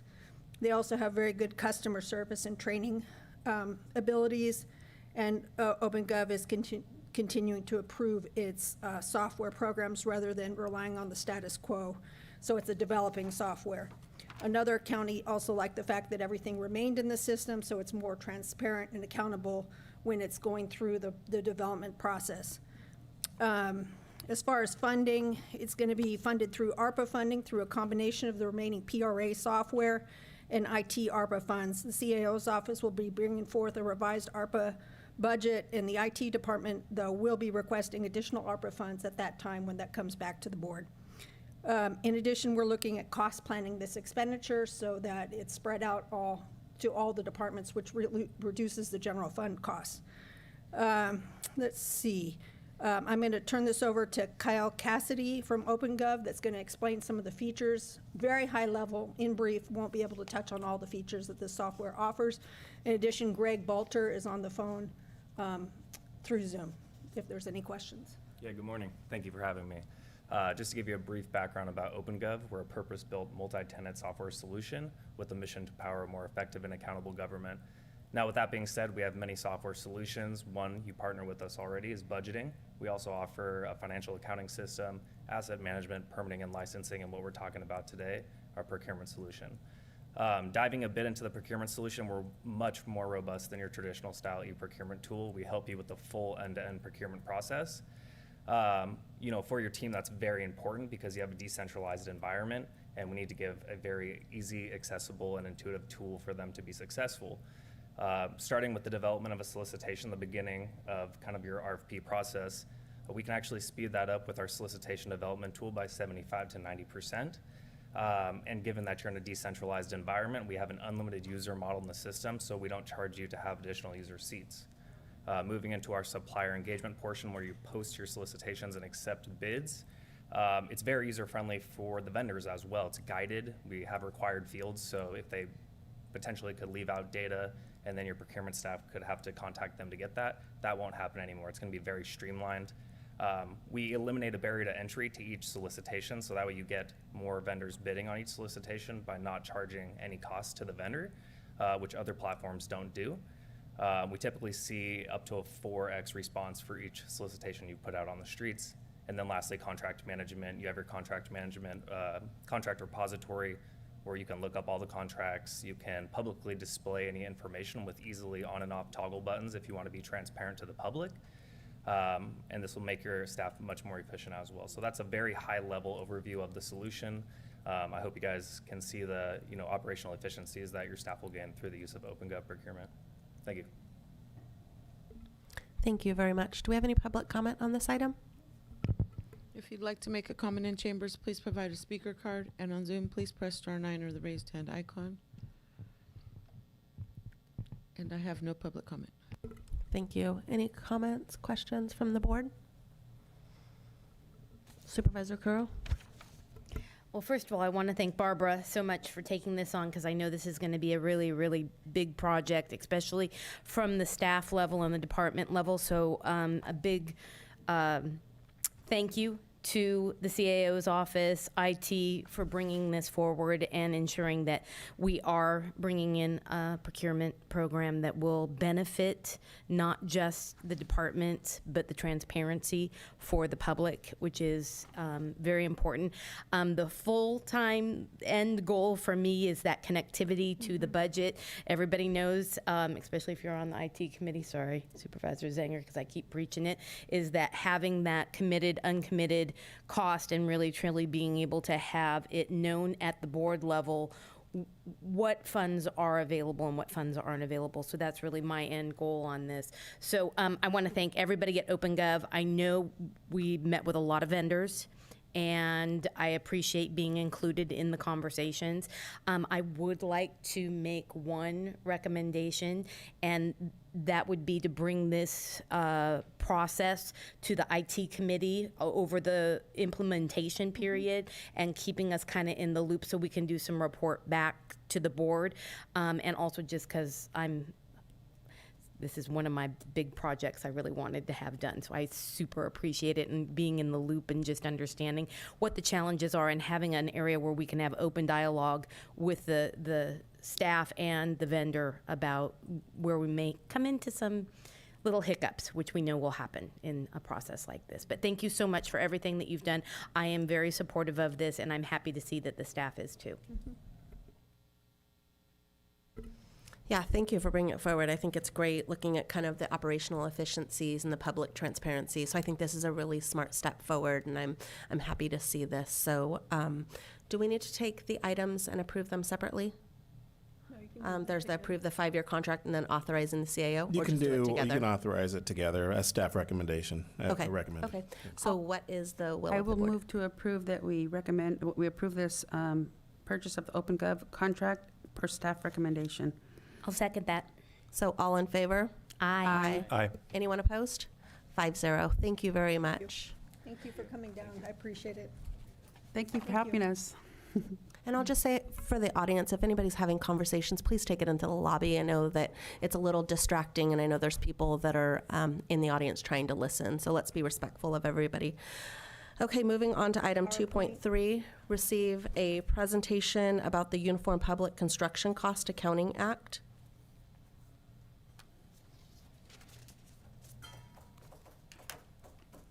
Okay, do I just hit the arrows? Okay.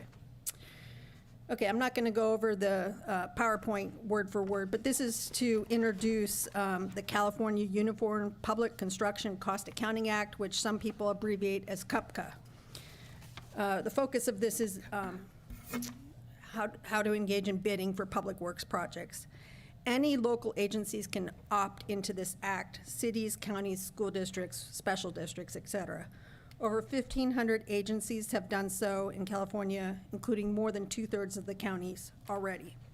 In fact, 45 of the 58 counties have opted in. Some have opted in and opted out, but approximately 45 have opted in. The ones that I do not believe have opted in so far: Amador, Colusa, Los Angeles, Merced, Modoc, Monterey, Nevada, Placer, San Diego, San Benito, San Francisco, Santa Cruz, and Tama. And the reasons for not opting in are set forth below.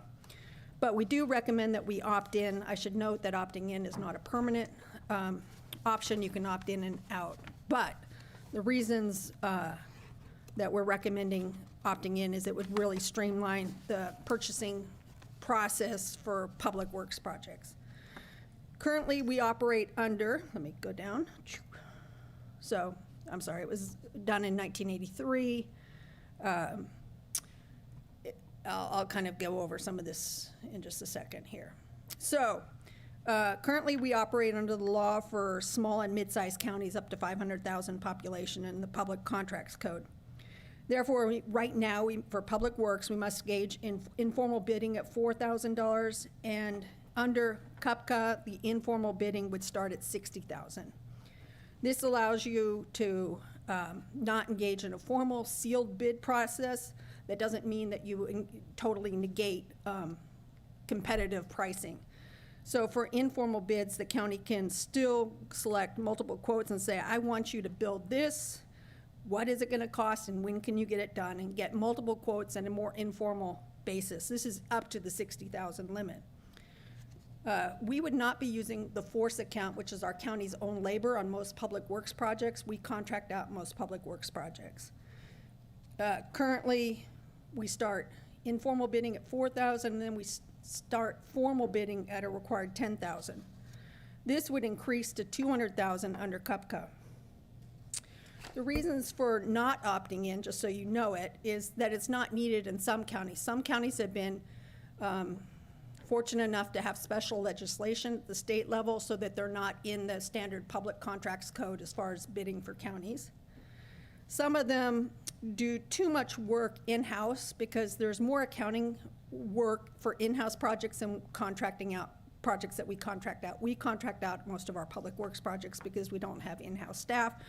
And the third was what has held us back for many years is the concerns with the accounting requirements of this. But speaking with the auditor's office and public works department, it's viewed that the savings in time outweigh the necessary accounting requirements, that they're interested in moving forward because it's actually going to save time. And I'll go into the accounting requirements. Okay. The procedures for informal bidding, in current law, you have to do informal bidding by published notice and mailed notice to registered contractors. Under the new law, we'll do emailed notice and send notice to the trade journal. So everything's email instead of mailed. One county estimated that the change in process resulted in savings of 6 weeks of time in getting a project to bid. The limits under CUPCA are adjusted every 5 years, unlike the law and the state law, which under the Public Contracts Code, which hasn't been increased probably since the 1980s. Since the amounts were last increased in 2019, I think that they're due to be increased by another 15,000, probably in 2024, so it'd now be up to 75,000 and 215,000.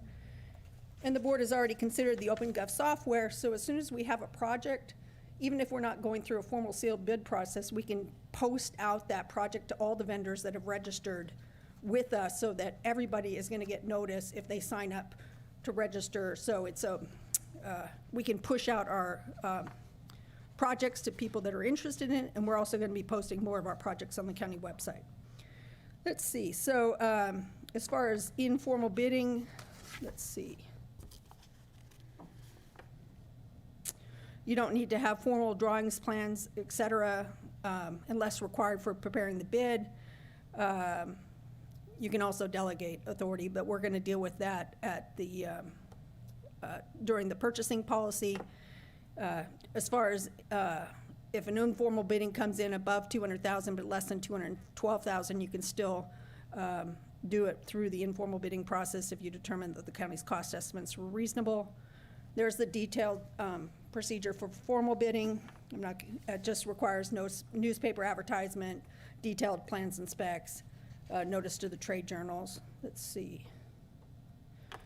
Okay, so when we talk about plans and specs, sometimes plans are necessary, detailed plans and specs are necessary, but some of the smaller projects, and I can think of a gate project that, you know, we're considering, or maybe painting's not a good example, actually, because of the difference between maintenance and repairs, or public works. But let's say that you're doing painting of a building, for example, you know, just simple projects, or replacing a culvert. Let's say you're replacing a 12-inch culvert for a 14-inch culvert. You don't need, you can be simplified. Under the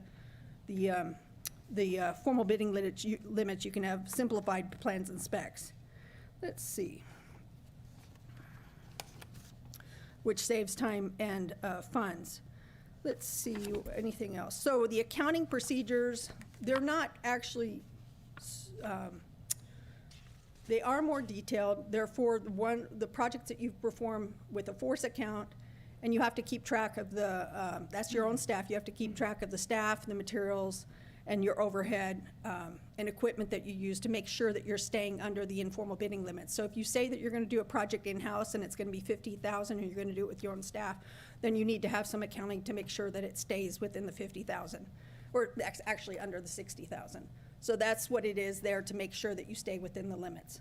If you violate the procedures, CUPCA has a commission that regulates it. People can make a complaint to the commission. If you have 3 sustained findings that you violate the CUPCA law, then you can be disallowed from using it in the future. No county has incurred that penalty to date. Let's see.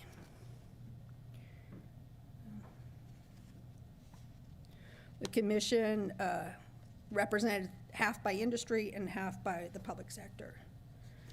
Let me see. So I guess we're recommending that the board implement this. At first, today, you're just introducing the ordinance, and that will come back at the next meeting along with the resolution to opt into this. It really will be a savings with the public works, especially for the small projects that take a lot of time, up to the $60,000 right now, where we have to go out for a formal bidding process at $10,000. That's now going to be $60,000, which allows the streamlining of the small projects especially. So, do you have any questions? Thank you, Barbara, for the presentation. Do we have any public comment? If you'd like to make a comment in chambers, please provide a speaker card, and on Zoom, please press *9 or the raised hand icon. And I have no public comment. Thank you. Any comments or questions from the board? Supervisor Gonzalez? I just appreciate the streamlined process, and that it's going to save employee resources, time, and it sounds like even potentially money too. So thank you for doing this. Yeah, and I appreciate the departments that are willing to work on this and be interested in implementing it. It's been a discussion for approximately, well, at least 15 years in the county. We've never opted into it, but thanks to Steve Loop, especially being willing to implement it, it's going to be a time savings.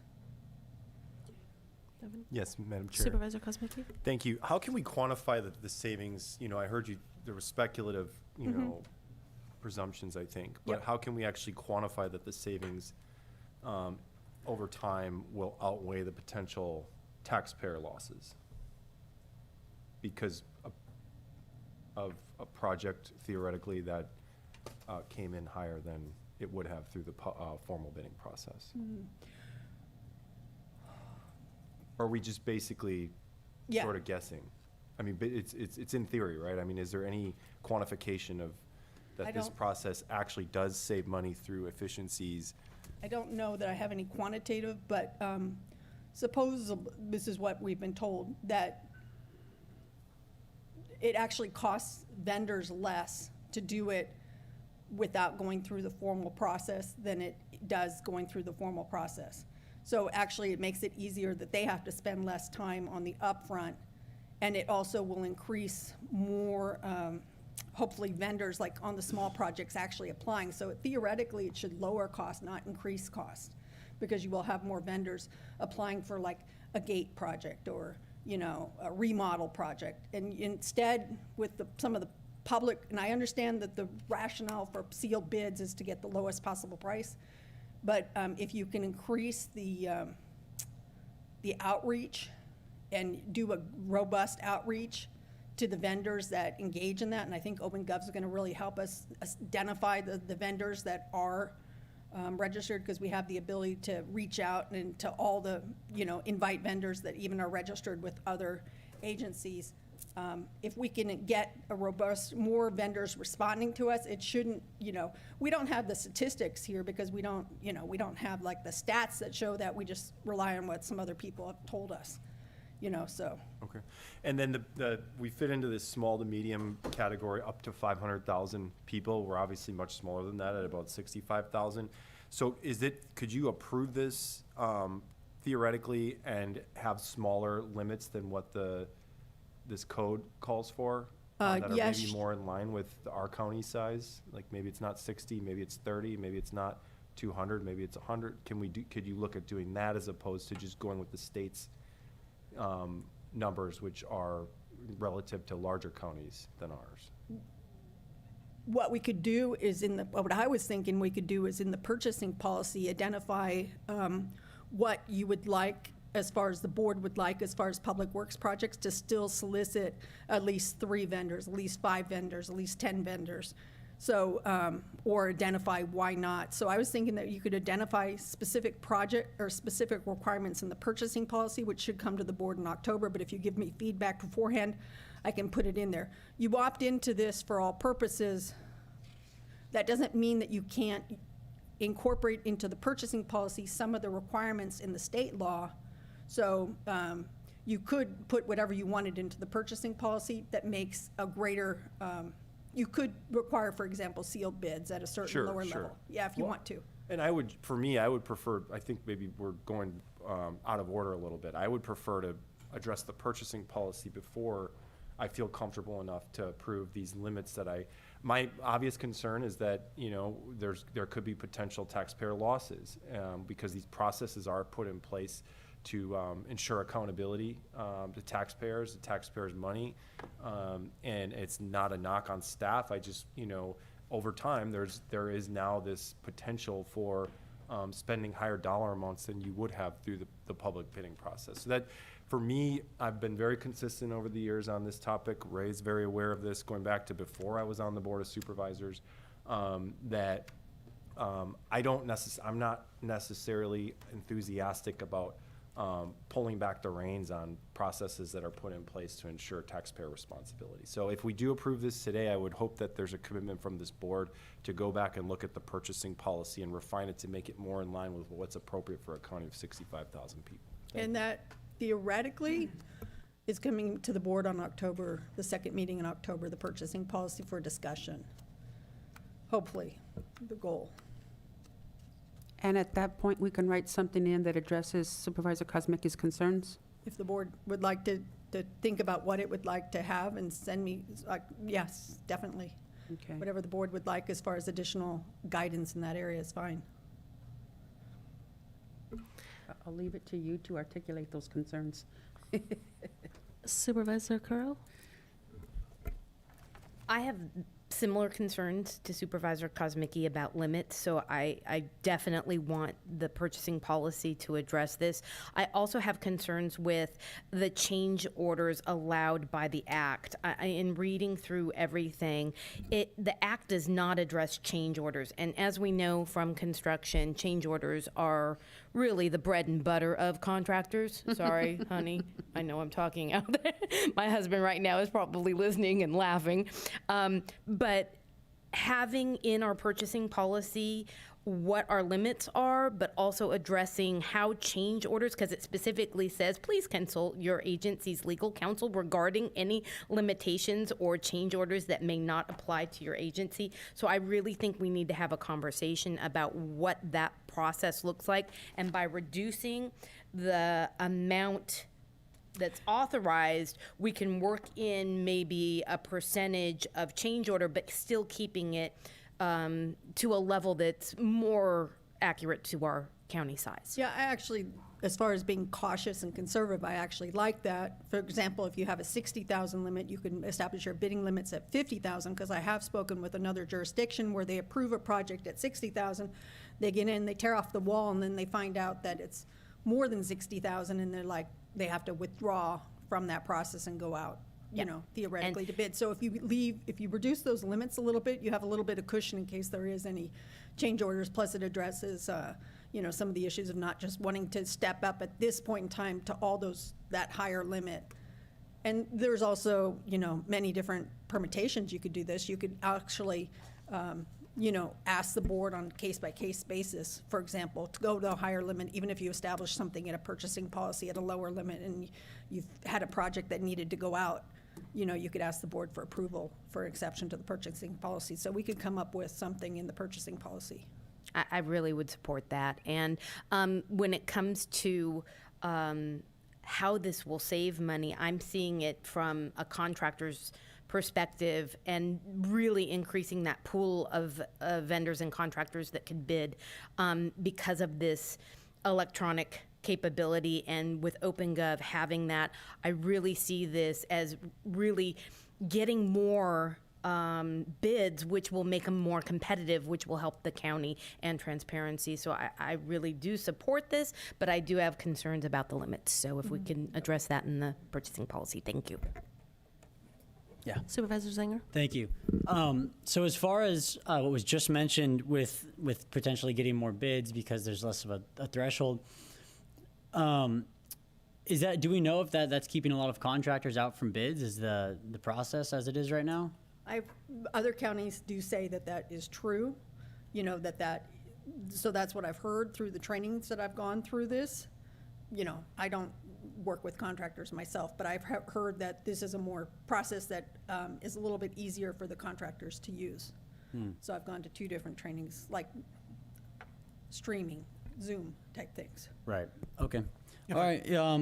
Well, I'm okay with it with the stipulation that we address in October the concerns that we mentioned. So, if I can, Madam Chair, I just wanted to add with regard to Supervisor Zenger's comments. Having worked with contractors in many counties, the public contract bidding procedures are extremely onerous and expensive for a contractor. And so this provides a tool where the county can have an arrow in its quiver that it can use to lessen those costs, which will lessen the bid. That's the theory. And I think it's been working throughout California in those counties that have opted in. But again, you're in complete control when the purchasing policy comes to you. You can devise a local plan that keeps this arrow but allows you to control your costs locally. So I think the key to all of this is that purchasing policy. And that's going to get a vigorous discussion, I assume. So. Thank you for that information. I am in support of this. I'm definitely open to trying it. I think it's not something that is set in stone. If we realize a year from now this isn't working for us, I think that this, you know, we're able to change. I appreciate all of the work that's been done by our county counsel's office, Joe Paul Gonzalez and Steve Loop. They're all 3 of them recommending it. And so, and I think that, you know, with 45 other counties that have opted in, I think this is really worth trying and seeing if this can work. I do agree our purchasing policy needs a little bit of a revamp and some kind of some guidelines and help there. I'm hoping that this really increases the competitive bids that we receive. I think it's really going to help operational efficiencies as well. I think that, yes, we may be saving, hopefully we'll be saving some money on these competitive bids, but I also think we'll be saving money in staff time. I think there is a lot of a large process, and it takes up quite a bit of staff time. So I'm hoping that we'll be able to save money on multiple fronts. And so, and I would really appreciate the expedited contracting for small projects. I think so often we hear, oh my gosh, why does this take so long? And so hopefully this will expedite things for getting some of those small projects done, and we can get the bids in and get started and get things done. So I'm supportive of this. So what is the will of the staff board? recommendation, I just note that it says introduce waive reading. It should be officially accept introduction, waive reading. So add the word accept into Okay, that staff so recommendation. accept introduction and waive reading. So what is the will of the board? I move to approve that we accept introduction and waive reading. Is that what you had said, right? And Okay, continue till October 10th at 2023 at 9 o'clock. okay, thank you. Now, is this sorry, okay, do we Oh, have yeah. a second? I'm going to second with a friendly amendment. I believe it needs to be one. Well, that was going to be my question, is this a public hearing? And if it is, it's 1:30, right? No, it's not a public hearing. Not a It will public go on hearing. consent. Okay, So thank then you I'll for that second. clarification. Okay, so any other discussion? So all in favor? Aye. Aye. Aye. Anyone opposed? Nay. Okay, so 4-1, Supervisor Kosmicki is a no. Thank you, Barbara. Thank you. Okay, last item on regular agenda, 2.4, approve a special event for staff appreciation luncheon and appreciation gift and provide staff direction on date, location, venue, duration.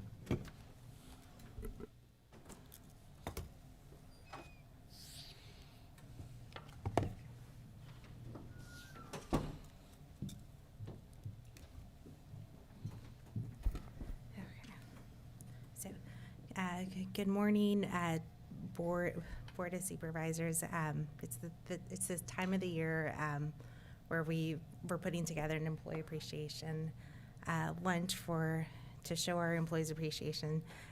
So currently, the county has 640 part-time and full-time employees, which are really the county's greatest asset. They're vital to providing essential services to our community, and each employee at various level contributes to the organization and really making this community a better place for all. But before I get into the presentation, I want to highlight our strategic plan and our two goals under operational development and excellence. I'm just going to read our two goals for staffing and operational culture, and then we'll get started into it. So our staffing goal is to attract, grow, retain a diverse, engaged, high-performing county workforce that reflects our mission and strives for excellence. Our organizational goal is to nurture an organizational culture that embraces equality, collaboration, open communications, where all people are valued. So through having events like these for our employees, we're a little closer to reaching both of those goals. So with our agenda, I want to highlight that this last year and kind of some of the events where our staff has really came together for the community, for the organization. Just kind of going back, we had the storms where a lot of our employees worked extra hours, really went the extra mile to serve our community and help alleviate that process. And the second is we currently have approximately 44 employees that are displaced. Really, it took IT, public works, maintenance, moving things, kind of admin, so many various departments, the library, and I'm going to be missing some, so Ray, if you want to add to that. Just kind of working together to make sure that everybody had a place. And we were up in operations within a week, but Ray, if you want to highlight anybody I may have missed. Excuse me. Sorry. No, I think you stated it clearly. Sorry. As I'm starting to call. So really, so our staff works really hard to serve this community. So in our agenda, we're going to go through 3 venues and options, budget, and we're looking for direction on which one we want to do. So, so the goal of this lunch is really to demonstrate gratitude to our employees and volunteers. So last year we had a lunch at Veterans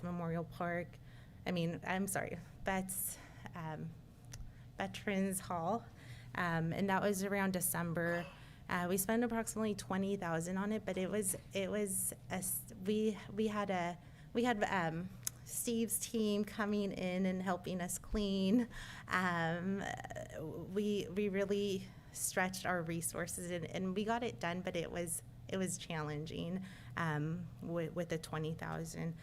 We did receive feedback. Most of our employees did respond positively and actually enjoyed attendance and would appreciate something along those lines again. So I'm going to go into the three options. So our first option is to do something very similar to last year's option, where we would have a venue on, again, at Veterans Memorial Building.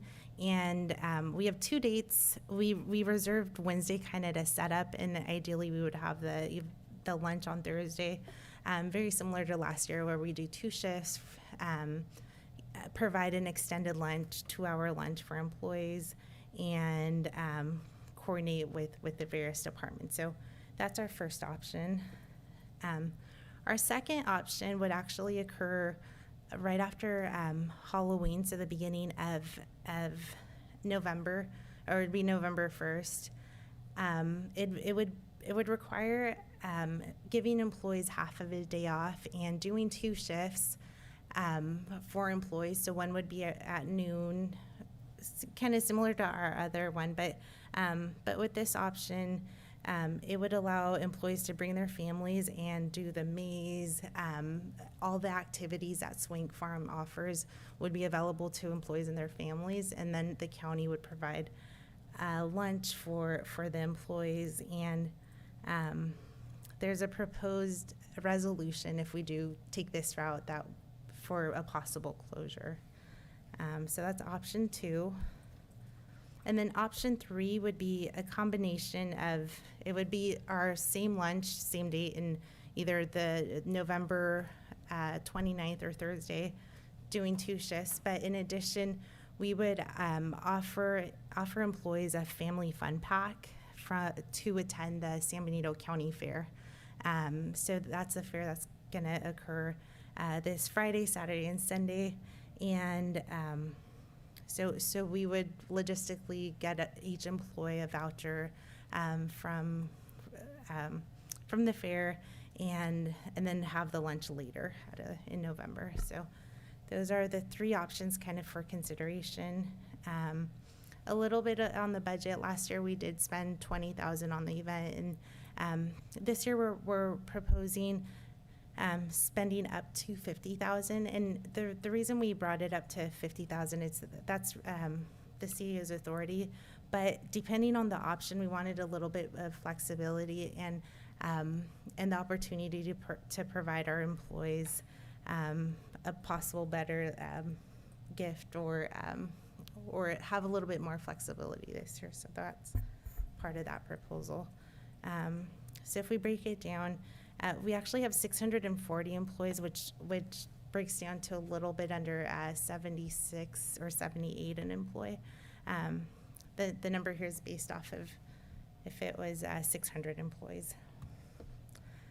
We did launch an employee survey to see what do our employees want. So the table you see before you was as of the September 20th, and we had 153 respondents, and a majority, over 50%, opted for option 3. And then as of this morning, we're still very similar. It's approximately 50%. It hasn't changed much, but we do have 179 response.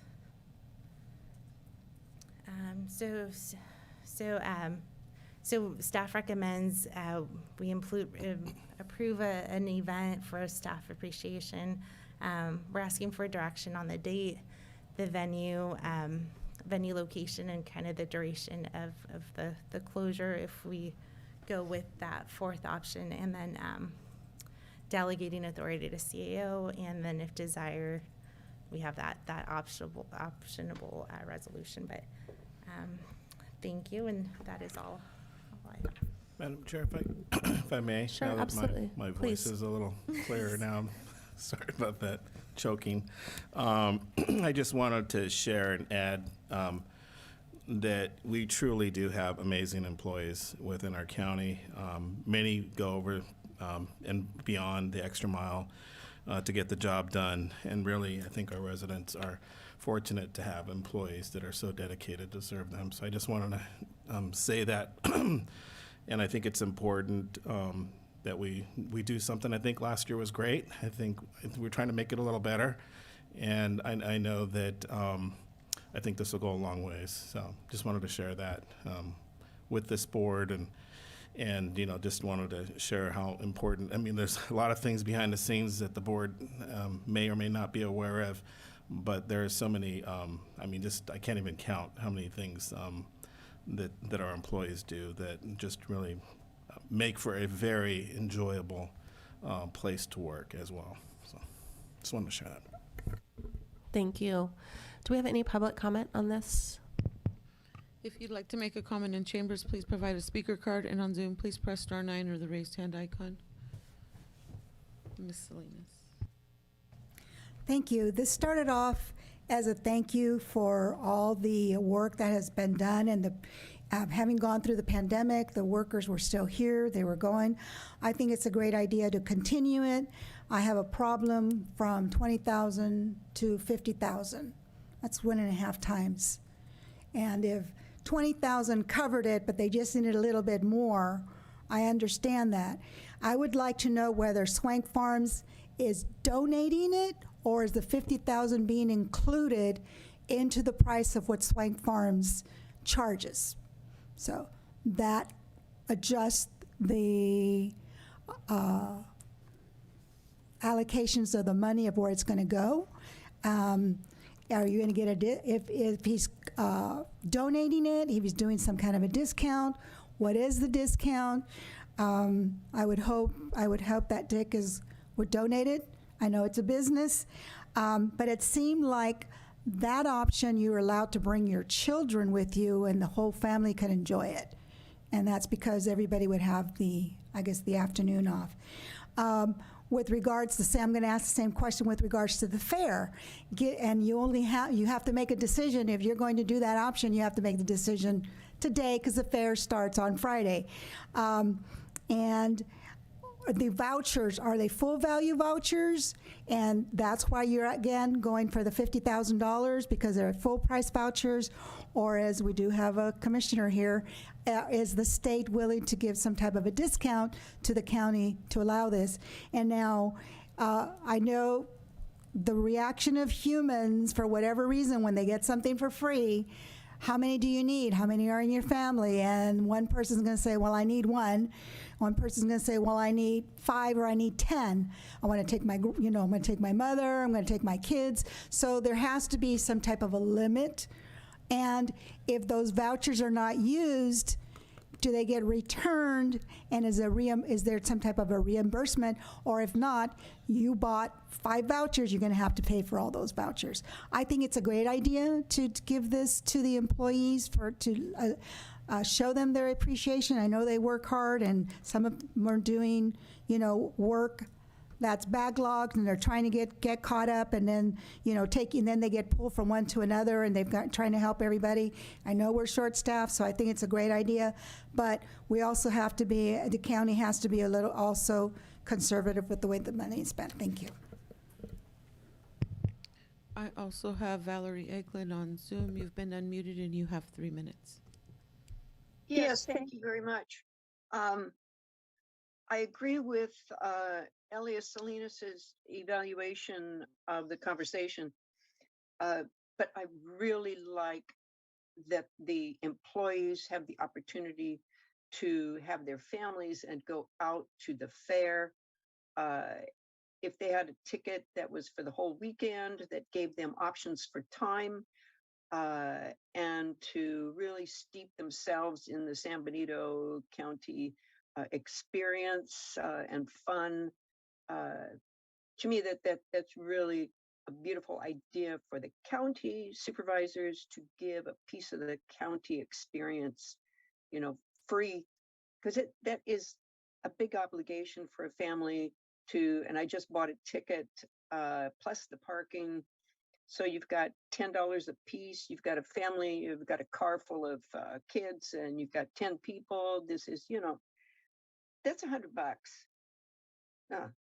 So anyway, I think it's a great idea. Thank you. I have no further public comment. Thank you. Okay, I just wanted to add one thing. Yeah. And maybe Dulce can chime in after. I do know, working with the state, and there is a reduction. Typically, the family fun pack on the pre-sale event's $25, but the standard cost is $35, and they're reducing it for the county to $20. So it's a pretty significant reduction from $35 to $25 on a normal basis. And the employees do have the option to go any of the 3 days if they wanted to go, based on work, because some employees are safety or they have things that they can't get away from work. There are some options there on that particular one. Yeah, Dulce? I also wanted to clarify the same thing, but the Family Fun Pass includes 1 parking pass, 2 adults, 2 children. So we would give 1 ticket to each employee, and they could pick Friday, Saturday, or Sunday to attend. So. Thank you. Any comments, questions? Supervisor Zanger? Yeah, thank you. Yeah, so great. Thank you for the presentation. We've been discussing this. Few things. I liked it last year. I thought it was great. I had a lot of fun. I thought it was a good celebration. I saw 98.8 positive feedback, so a few people didn't like the free lunch, I guess. So my question is, option 1 versus option 3, which is option 1 plus the fair. What is the cost difference there for the county on that? So if we just went with the kind of same venue that we did last year, it would, I would say, no more than 35,000. So it would be to get to the county fair, we're doing $20 a person, so it's like 12,800. And it'd be up to, and so it could be up to a max if the board so chooses to do that one, up to 35,000, which is fine. We were planning to put it under my authority, which is up to 50, in case there's things that come up and there's something that maybe needs to be addressed, or I know we had gifts and other things like we did last year. So it just gave us a little flexibility, but we're more than willing to, for option 3, if need be, that'd be include option 1 plus the fair, which would be 35 max, and we can do that too. So that's up to your board. 35. So option 3 is 35. 35. We had, yeah, exactly. And we had it as with CIO. So I have this authority to go up to $50,000, and we had that just in case there are some other potential issues that would come up. That's the reason why it's on here for 50. But we're more than willing to reduce that down. It was just more of a talking point for your board today. Right, okay. The other thing, it's worth noting that I see here we had a survey, and the majority of employees preferred not to include their family in the appreciation lunch, which I don't think is that surprising. When we were discussing it, I thought the family thing really complicated things as far as the lunch. If anything, the fair part of it's great for families, but yeah, I don't think, I think it just complicates things a lot logistically. Okay, I'm sort of just interested in the rest of the board. I don't really have many thoughts on it. Supervisor Gonzalez has I was just going to ask a question. Where did you see where the majority doesn't want to include the family? I see the survey that was taken shows 50% were in support of option 3, which allows them to include the family, like at the fair packet. So where are you seeing the contra information? Do you guys want to explain it? Yeah. So. Can we put that back on the screen? Yeah, we're actually logged into SurveyMonkey, and do you want to bring it up? We can share the questions. Okay. Just filter this. We did 2 surveys though. One initially. Okay. Our initial one is: would you want to include your family? There we go. If we did, so So results for that, we had 179 people answer. You wanna? Yeah. So for option 2, we were thinking for Swank Farms, we would allow individuals to invite their family if they wanted to, and if the board chose that option. Majority of them chose no, because this event would essentially be during business hours and Right. school hours. Time, yeah. That's good. So a lot of them said it would be conflicting to take out their kids from school to bring them along, or their spouse would be working. So that's mainly the reason why a lot of individuals decided not to vote for bringing their family, if allowed, to the Swanks Farms. I should have clarified that. That's Well, you and I had that internal conversation with ad hoc, and I'm like, wait a minute, I didn't see it on here, but I did see the second survey. And so that goes back to then my question, or more my point is, I like option 3, and it allows the families to partake in the fair. You know, there's still that incentive that we're giving them to something extra, not quite the maze event that they would get at Swank, but the community fair. I mean, how many people get the opportunity to go out to the fair? Because sometimes it's cost prohibitive, you know, for the bigger families.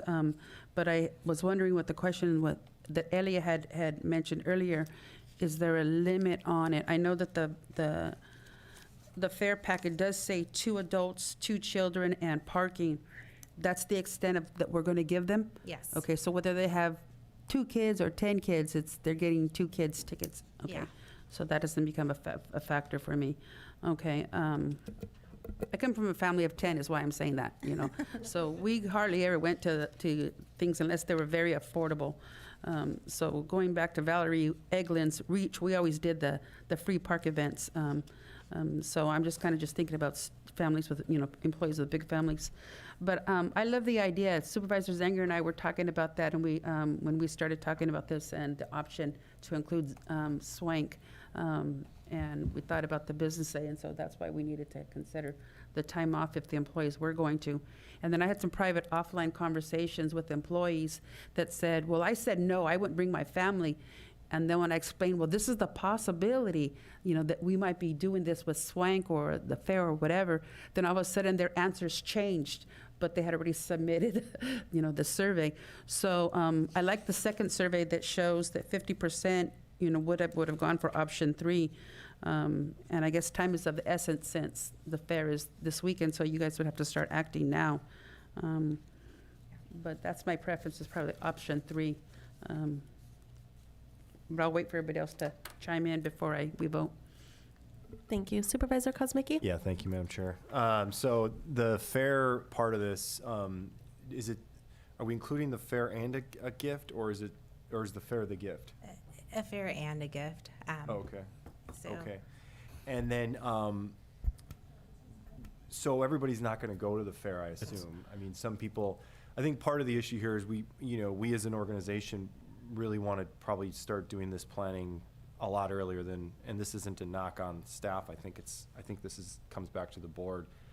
We have to start doing this planning a lot earlier than what we did this year, because now we're talking about whether to approve passes to the fair. That's a couple days from now. And yeah. I mean, I like everybody else's family, you generally make your plans for the weekend in advance a lot of times, and people might have a lot of other things going on this weekend. So I feel like those people might, they're not getting the full benefit of what we're offering as a county for the folks that would go to the fair. I think that's the one small sort of qualm that I have with that. And then, the Swank part just doesn't, it's a great business, but I don't know if that makes sense, because I feel like you'd have to do that on a weekend, because Swank Farms, that's the kids love Swank Farms, basically. I mean, I'm not bringing my 2-year-old and 15-year-old, and that would be the whole point of going to Swank Farms for me, is for kids to enjoy that. So I appreciate the thought, but it probably wouldn't work. So I think it comes down to 1 or 3 for me.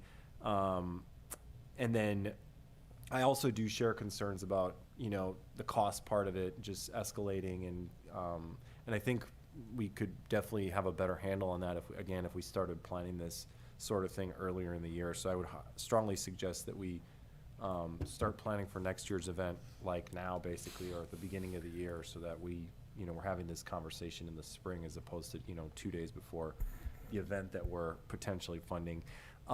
So that's said on that. I honestly don't really know. I could go either way between 1 and 3.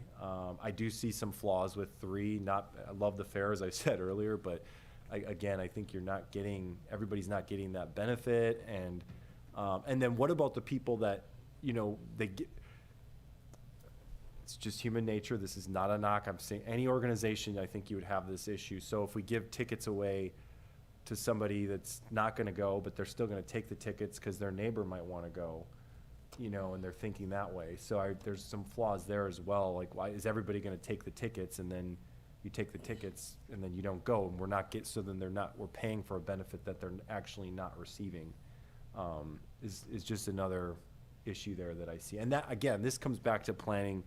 I think you could have addressed that concern of mine if we plan earlier and people essentially sign up for the fair tickets. And then maybe if they don't want to go to the fair, maybe there's another, item that we could offer them. Maybe they could get tickets to Swank Farms. So that's just kind of the thoughts moving forward, but I'd also just like to hear the rest of the board to get thoughts, because I think, anyway, thank you. CAO? Yeah, I just want to highlight the individual we had earmarked to lead this left our county, the PIO. So she was leading it. There was a gap in time. We didn't have a full staff of analysts, and we were, great to have Dulce back. She came back. She started taking it on, but it was kind of late in the game. And, we've had emergencies and fires and floods and everything else. So administration's been really, doing the best that we can to kind of, get through this. Unfortunately, I agree with what you're saying, but I also think, these are some ideas that came from the ad hoc. I think there were some ideas that we were discussing internally and brought back. And I think in general, we'll hopefully get somebody in that can do that can spearhead it for next year. But I just want to assure you that we're doing everything we can with the limited staff and resources that we have. Thank you for explaining that, because I didn't want to put the blame on someone. But as soon as Dulce came back, she jumped all over this. And so we have been working very intensely on this. And so I was the one that suggested the survey to see what employees might want. So that's why when Don brought up the results of the first survey, says, wait a minute, I remember that one, but it's not in here. And so we are trying to make the employees feel appreciated and understand that we do acknowledge what they've done for us, and this is the best we can get in the time frame that we have. But I understand your concern about being more proactive for next year. Yes. Oh, Madam Chair, I apologize. There was just a couple. I just want to say, just generally though, I totally support this type of event. I think any good organization has to have ways to show appreciation for their employees, and not just in the daily, activities. We're having good managers, having good rapport with people, but also just having these sort of systematic events that we do. And I think we should do this every year. I also think we should, if we're going to do ad hocs, and maybe it could be the same one, I think we should look at other options for how we recognize employees and what sort of programs we can put in place to recognize employees. Whether it's just putting the spotlight on certain employees once every whatever, quarterly or whatever it might be, and then coming back to doing the years of service recognition. I think certainly we should bring that back as well. But and then the only other question I had is, are we including the committees again this year? I know we did that last year. That wasn't included. Not to the county fair, however, to the lunch. Okay, yeah. Makes sense. Okay, thank you. Supervisor Curl? I want to thank staff. I know this has been challenging. I do agree with a lot of the comments that the board members have made about being more proactive in the future. I also would recommend including employees as an employee group in making the decision for future. From other counties, when I was in Santa Clara and San Francisco, we actually had an employee committee that worked with staff to be able to come up with the ideas and the options to appreciate employees. So just throwing things out there for future. I like the idea from Supervisor Kosmicki and Gonzalez about more options in the future for next year and being a little more timely. I think this is tough for some employees to be able to use this. However, on the other foot, I, being a former county employee, really appreciate the idea of a ticket fare pass, for a family. I support the fair. The fairgrounds are in my district. I'm not going to say anything negative about the fair because I love the fair. So if this would boost morale and help support the fair, I'm all for it. So I'm going with option 3. I do think that we should, during the luncheon, look at doing years of service awards during the luncheon and potentially start to do this employee awards quarterly, as discussed by the other members, but tie that into the appreciation luncheon so that we're recognizing employees, but also maybe some accomplishments of departments if something's happened. I know we've had several departments that have gone above and beyond, and just recognizing those during it, I think it would be a team builder, in my opinion. CAO? Yeah, and I just wanted to add, I know that this has been, concerns about this weekend, but that's, I think, one of the benefits of having the fair for 3 days. It allows the employees the option to go, maybe it's Saturday they're busy, but Sunday they can come.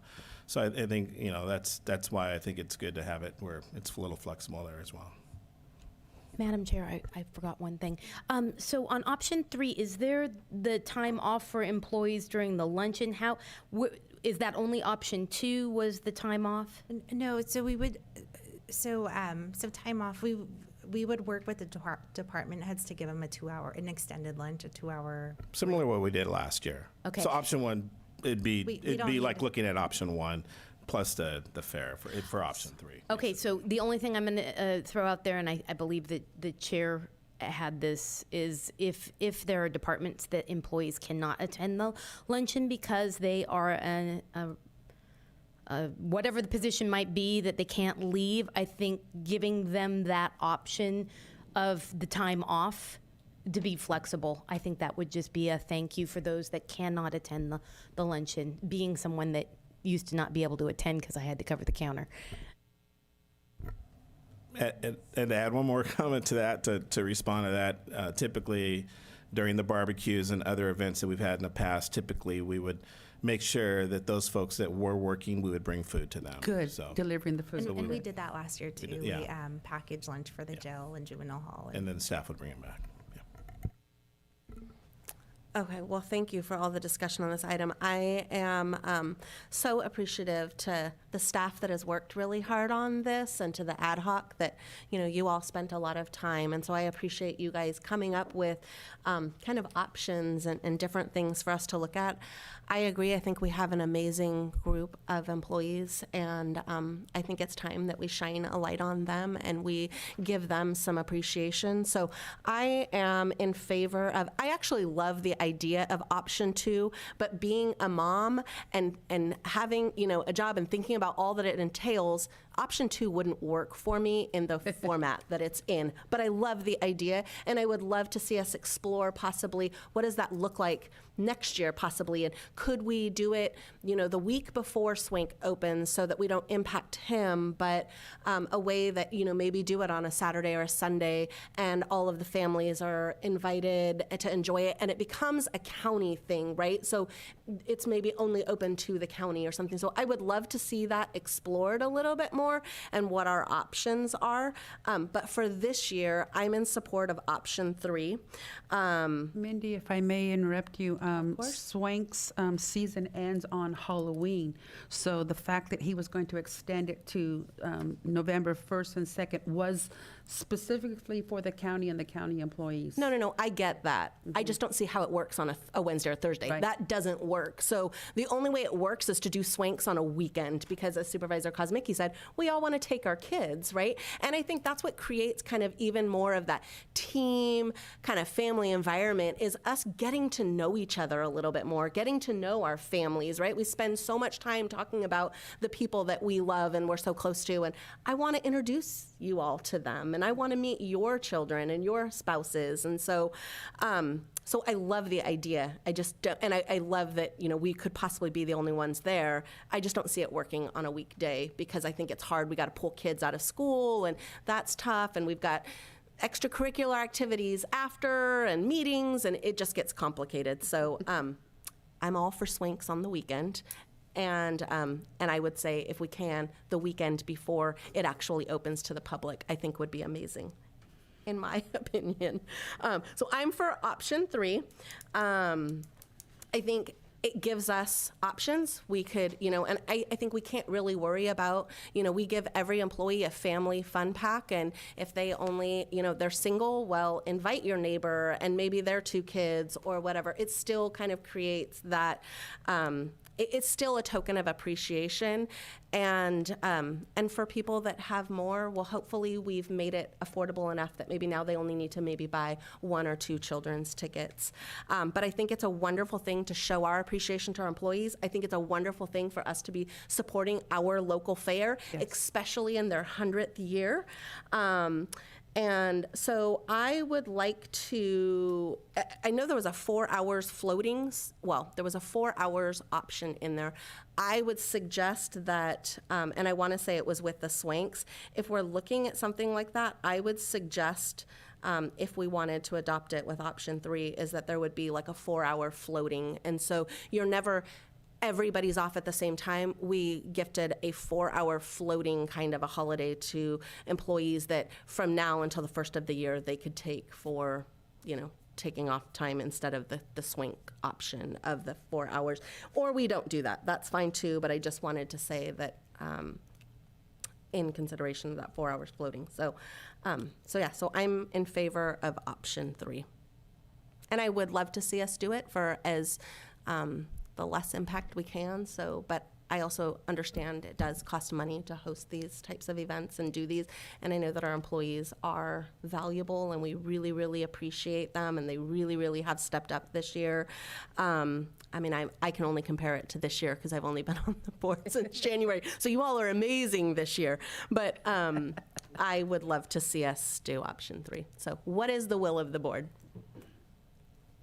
Make a motion to approve option 3 as the special event luncheon and delegate authority to the CAO. Second.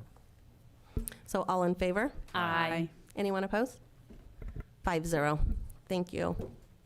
Thank you, Dulce. and Okay, Gracie. I know that it is 12:15, and I am sorry that it is getting kind of late and cutting into people's lunchtime, and we've got closed session to go into. However, I know that there are people that have been here all day, and so I actually would like to go to consent agenda. I would like to only hear item 1.1, and then we will go into closed session.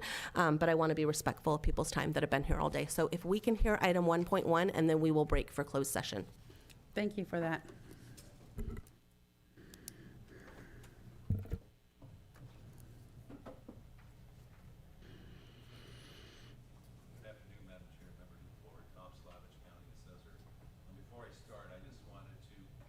Oh, you turned on, okay. I just wanted to thank Ray and his staff for allowing the assessor's office a home. Being due to the fire, we're kind of out of commission for a while, but we're working here, and we appreciate that until we find a new location. And a special shout out to IT, you know, all our equipment's over there. They provided laptops and got us up and running, so I really do appreciate that. So on this particular item, the Villa Pondo cancellation, what you have before you is basically a resolution and a tentative certificate of cancellation. So you've already heard this particular item, and you voted on it, and you approved this particular cancellation. But let me just give you a little bit of a timeline on how this all occurred and everything. So Mr. Villapando actually filed the application to do the cancellation back in March. And one of the requirements is you have to file a notice of non-renewal. That's to get out of the Williamson Act. It takes 9 full years to get out, and he did that. So he's, I think, more than halfway being out of the Williamson Act already. It went to the LCA committee. They heard it. I believe their vote was 3-1, which was not unanimous because I think one of the committee members had to actually recuse himself. So we really didn't have a quorum. Mr. Slavich, can I have you explain what LCA is? Land Conservation Act Okay. or Williamson Act, they're synonymous terms. Okay, thank you. So in our county, we have 75% of all the properties in the Williamson Act. Right. Okay. And basically, by being in the Williamson Act, you get a property tax break. Right. Okay. And so it came before this board in June. Everything was heard. I believe there were 2 different options, you know, to actually divide the property. That's the main reason, is to come out of the act sooner so he can actually apply to the planning department to go through the motions to divide this property. There's 35 acres. Really, the maximum you can get out there is 7 lots, whether they're 5-acre lots or 1-acre lots. That's the maximum you can get. I imagine there'll be an EIR report done on this as well. There'll be numerous public hearings where people can actually comment on this, on the roads, on the traffic, on the actual subdivision itself. So before you really just have, you know, the results of the meeting in June. Any questions? Thank you. Supervisor Zanger, did you have a question? We already did public comment. Yeah, I had a question.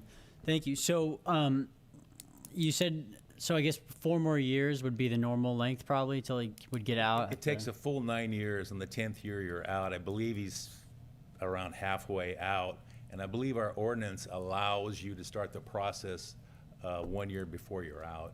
So he could actually start the application to subdivide while he's still in the Williamson Act on the very last year.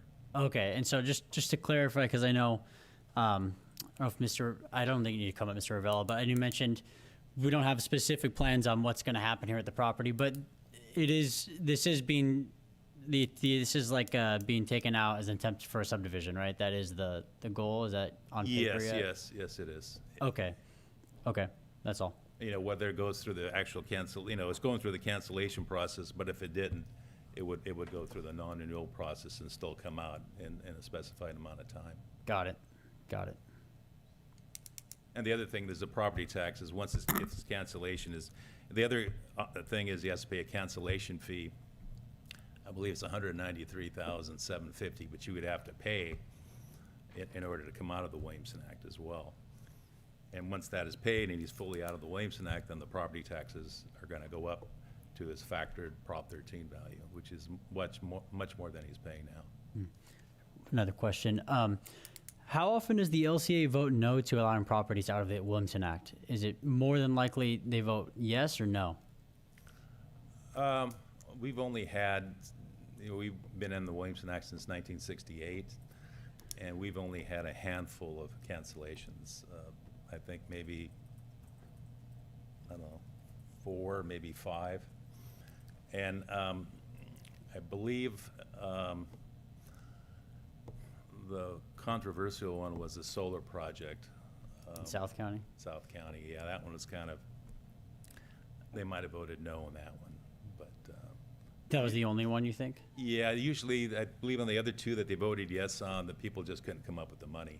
So I see. yeah. Got it. Okay, thanks.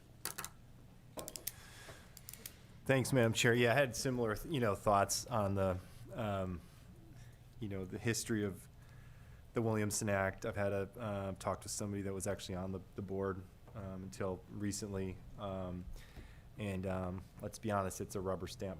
It's a rubber stamp committee. I mean, that's what this is. They rubber stamp everything, and so.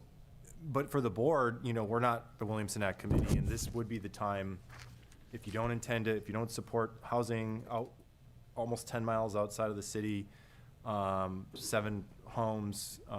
We can all assume what those are going to look like, and then 7 ADUs as well, was my understanding from the prior conversations. That's 14 homes. And so essentially, you know, approving the cancellation is essentially, to me, and there might be differing opinions on this, but that's basically an acknowledgement of supporting those types of homes being built miles and miles from services. And, you know, there's nothing that type of project would reflect that is what I would call smart development. We always talk about what's smart development. Everybody's, whether you want the town to grow at the fastest pace possible, or you want to see slower growth so we can upgrade our infrastructure, which really needs to be the priority. Everybody talks about smart development and what's smart development, and I think you'd be really hard pressed to find anyone that could make a convincing argument to me that this is smart development. And so it's far from services. It certainly is going to add to the VMT burden from a community perspective, and that's why we're here. There is no benefit to it. The only benefit to this is the profit for the property owner, and so therefore I am staunchly opposed to this. Thank you. I'll go ahead and go next.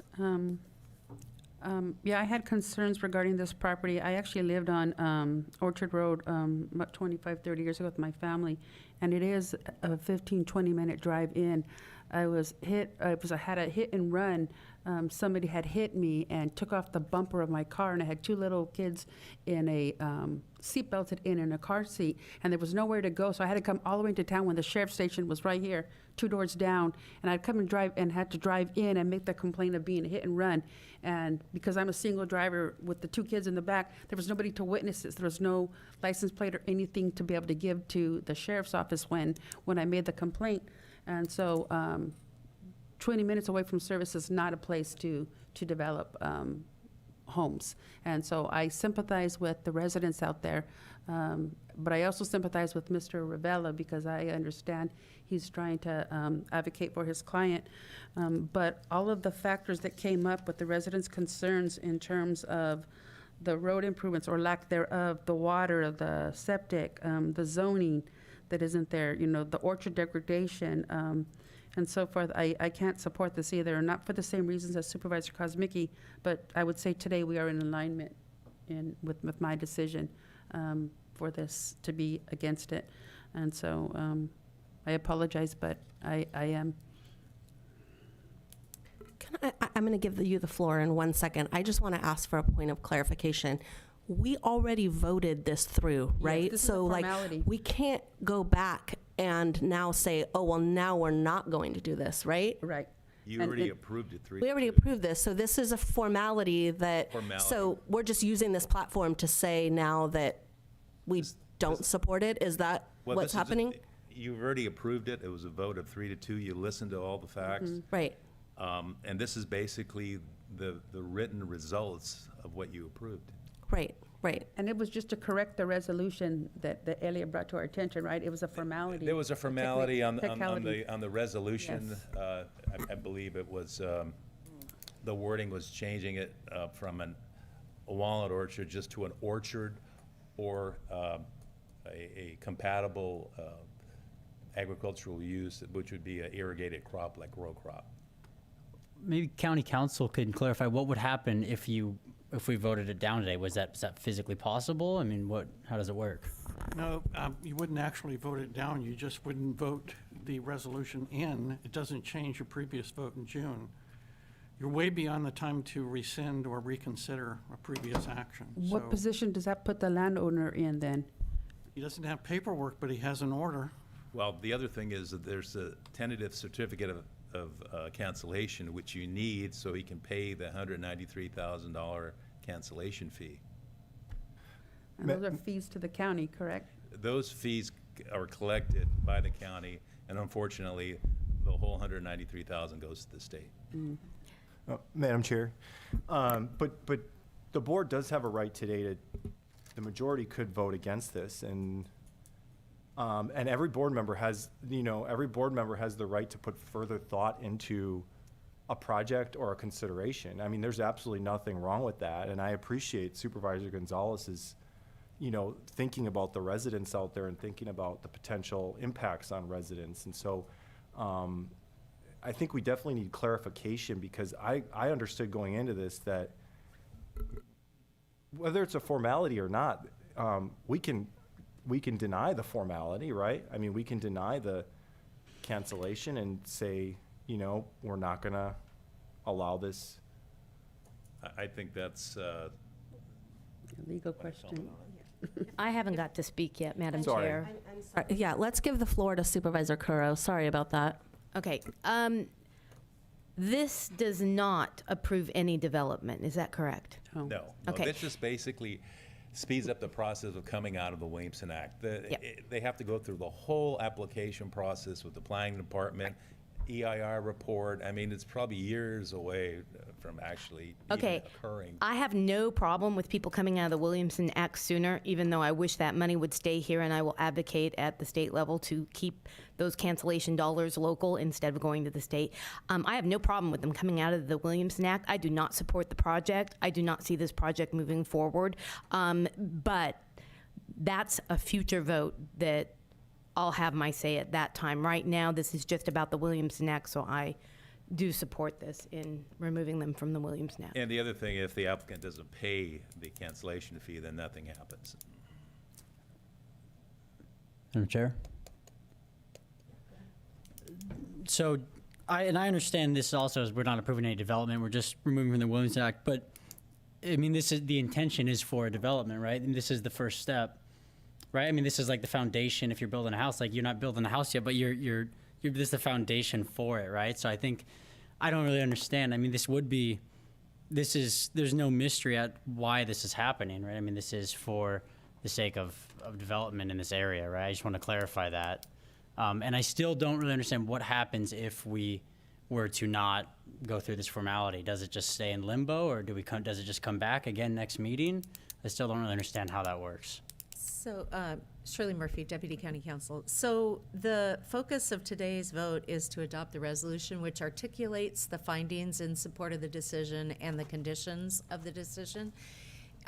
There's a long-known case in land use in particular, but your actions need to be supported by findings, and the findings need to be supported by evidence in the record. So that's what this resolution provides. And so it contains all of that sort of backup to support your ultimate decision. But if the board had not approved the cancellation, or they don't pay the cancellation fee within a year, and so that it fails to meet that condition of approval, as Tom said, they're in a non-renewal status. They will come out of the Williamson Act, and that is not a decision that requires your approval. That's just a timing thing in terms of how long it takes to go through the non-renewal process. So one way or the other, it is going to come out of the Williamson Act. The decision on whether to approve the project is absolutely a discretionary act. This has no binding authority on the ultimate decision whether or not to approve this subdivision. That will go to the Planning Commission. As Tom says, they will have to go through CEQA review. Supervisor Curl, you may or may not have a say in it. If it is approved or denied at the Planning Commission, it could be appealed to the board. Otherwise, it would be resolved at the Planning Commission level. Thank you for the clarification, Shirley.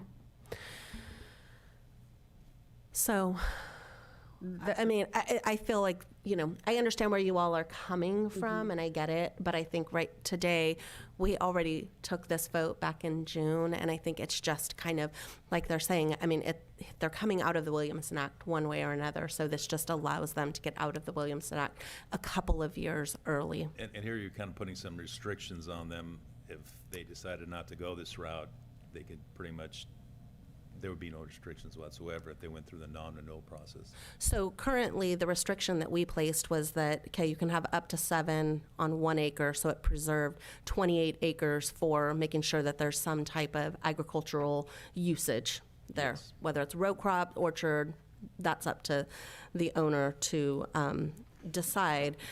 If it goes out of the non-renewal without us approving it, there is no restrictions, and so then they could do 7 5-acre parcels with no agricultural product, potentially. It would be whatever the owner wants to do with that property, he would do. And, what a planning commission and, they'll go through the whole process. Right. But right now we have we put in the restriction of, they would be 1 acre so that there still is some ag land preserved. Yeah, cluster development where you take the development rights from the 28 acres and transfer them to the 1 acre lots. Okay. Thank you. I appreciate that clarification. And I fully understand the question is not right now to divide or not to divide. That is not the question. It's just a formality. And so I spoke with Mr. Rivella during the break this morning. And so I know my hands are tied, though my will and passion would like to say otherwise. My hands are tied. And so if we're taking a formal vote, I will have to vote the way that I don't want to vote. But that's why I said, with all due respect, Mr. Rivella, this morning, I knew it was going to be it should have been a simple vote for me, but there's consequences and my conscience on the line here. So, one more clarifying question for Tom. Can you go over the money again? You said so it cost. What was the amount to get out? It's 12.5% of the fair market value, the unrestricted value of the property. So Would that be the same if you were to age out of the Williamson Act? no, if you age out, there is no cost. Okay, I see. So the normal non-renewal is just the recording fee, and that's the only fee you pay. And just over the course of time, the property taxes tend to go up.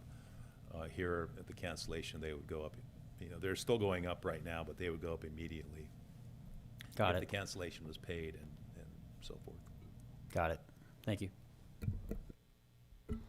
And I just want to comment that some of the people that are sitting on the Ag Preserve Advisory Committee, so the LCA, are really, really well-respected people in this community, and it is not a rubber stamp. And they are people that care tremendously about this community. They all are tied to agriculture. And so I really weigh their decision when they look at these and they make their recommendation. I weigh that consideration very, very highly. And so I don't agree that it's a rubber stamp, and I don't want that to be put out to the public. So I just wanted to say that. I mean, there's Mark Wright, Joe Morris, Joe Tanasha, Paul Wattis, Sergio Garcia, Jim Pacheco, and Paul Hain. And we've all appointed the people that we feel would sit on that committee and best represent our district. And so I think we need to be careful in making those comments. So what is the will of the board? I move to approve per staff recommendation. I'll second.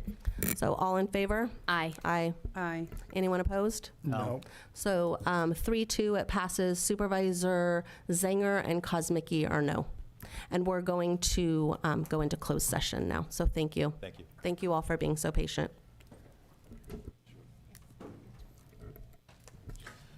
Madam Chair, do you want to, I think, comment on the, maybe for the public? If you don't Sure, I'm sorry. Is there any public comment on closed session? If you'd like to make a comment in chambers, please provide a speaker card, and on Zoom, please press *9 or the raised hand icon. And I have no public comment. Thank you. Thank you, Ray.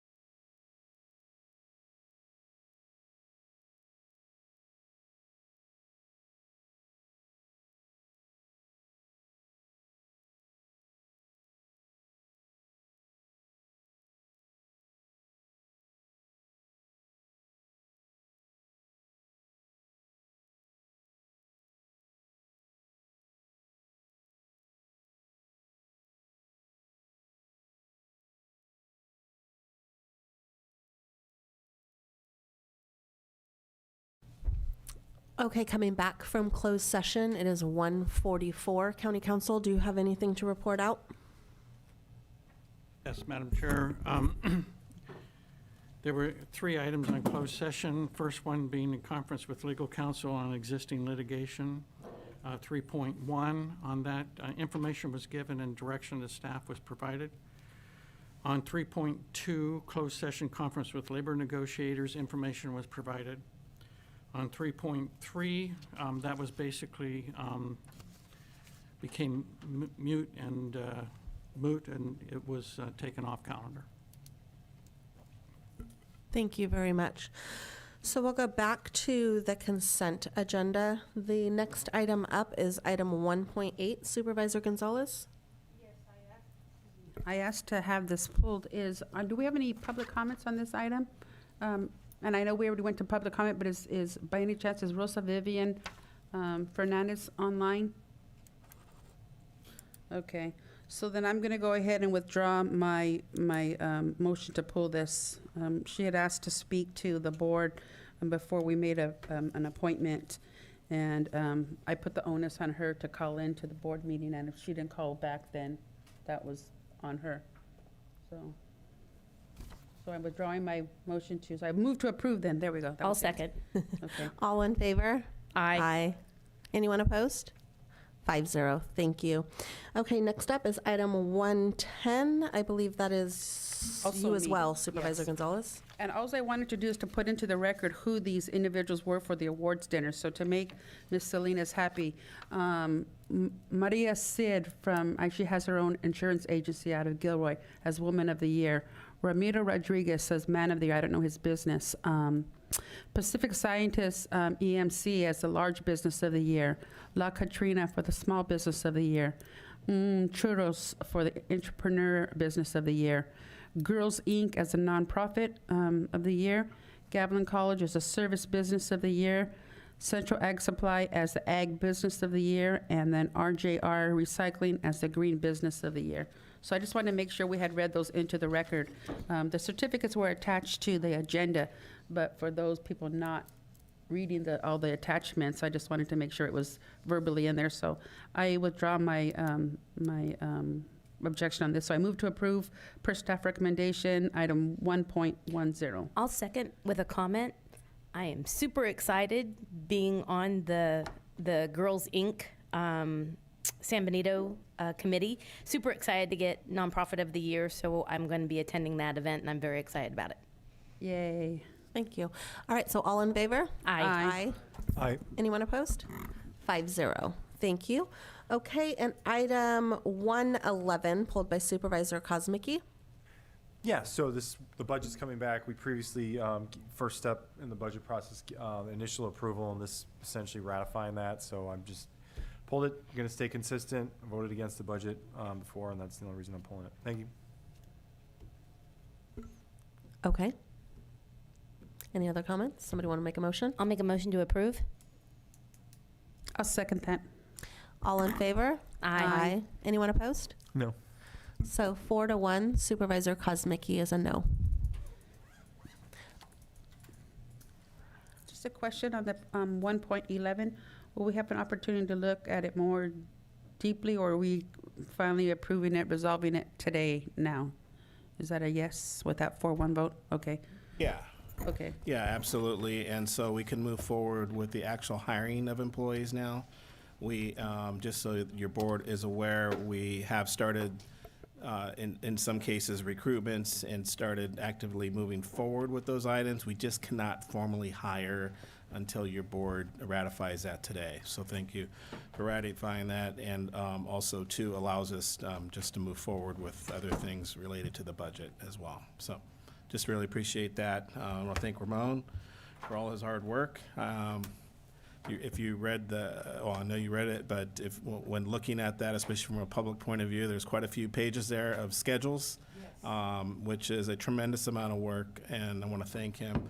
His first budget is under his belt, and he's been through the ringer a little bit. So I love how transparent it is now, too. I mean, the public can get on and see all of that information, and that's all thanks to OpenGov, yeah. right? Yeah, I mean, that absolutely. platform. Absolutely. It's more user-friendly. You can create graphs and other types of user-friendly, models to look at the budget. And the CSAs can look at their budget as well, very, very concise and clear. So it's very exciting to have. Can't wait to integrate the contract management piece as well. And so we're looking forward to that. One other thing I wanted to highlight, there are some things that we'll still be coming back to your board with to approve related to the budget, i.e. I know the nonprofit items, so we're going to come back and actually codify that and a few other things as well within the budget. But just want to thank you for approving it. Thank you. Yep. And thank you for pointing that out. Okay, so can I get a motion to adjourn? Motion to adjourn? All in favor? Aye. Aye. Anyone opposed? All right, 5-0. Thank you so much.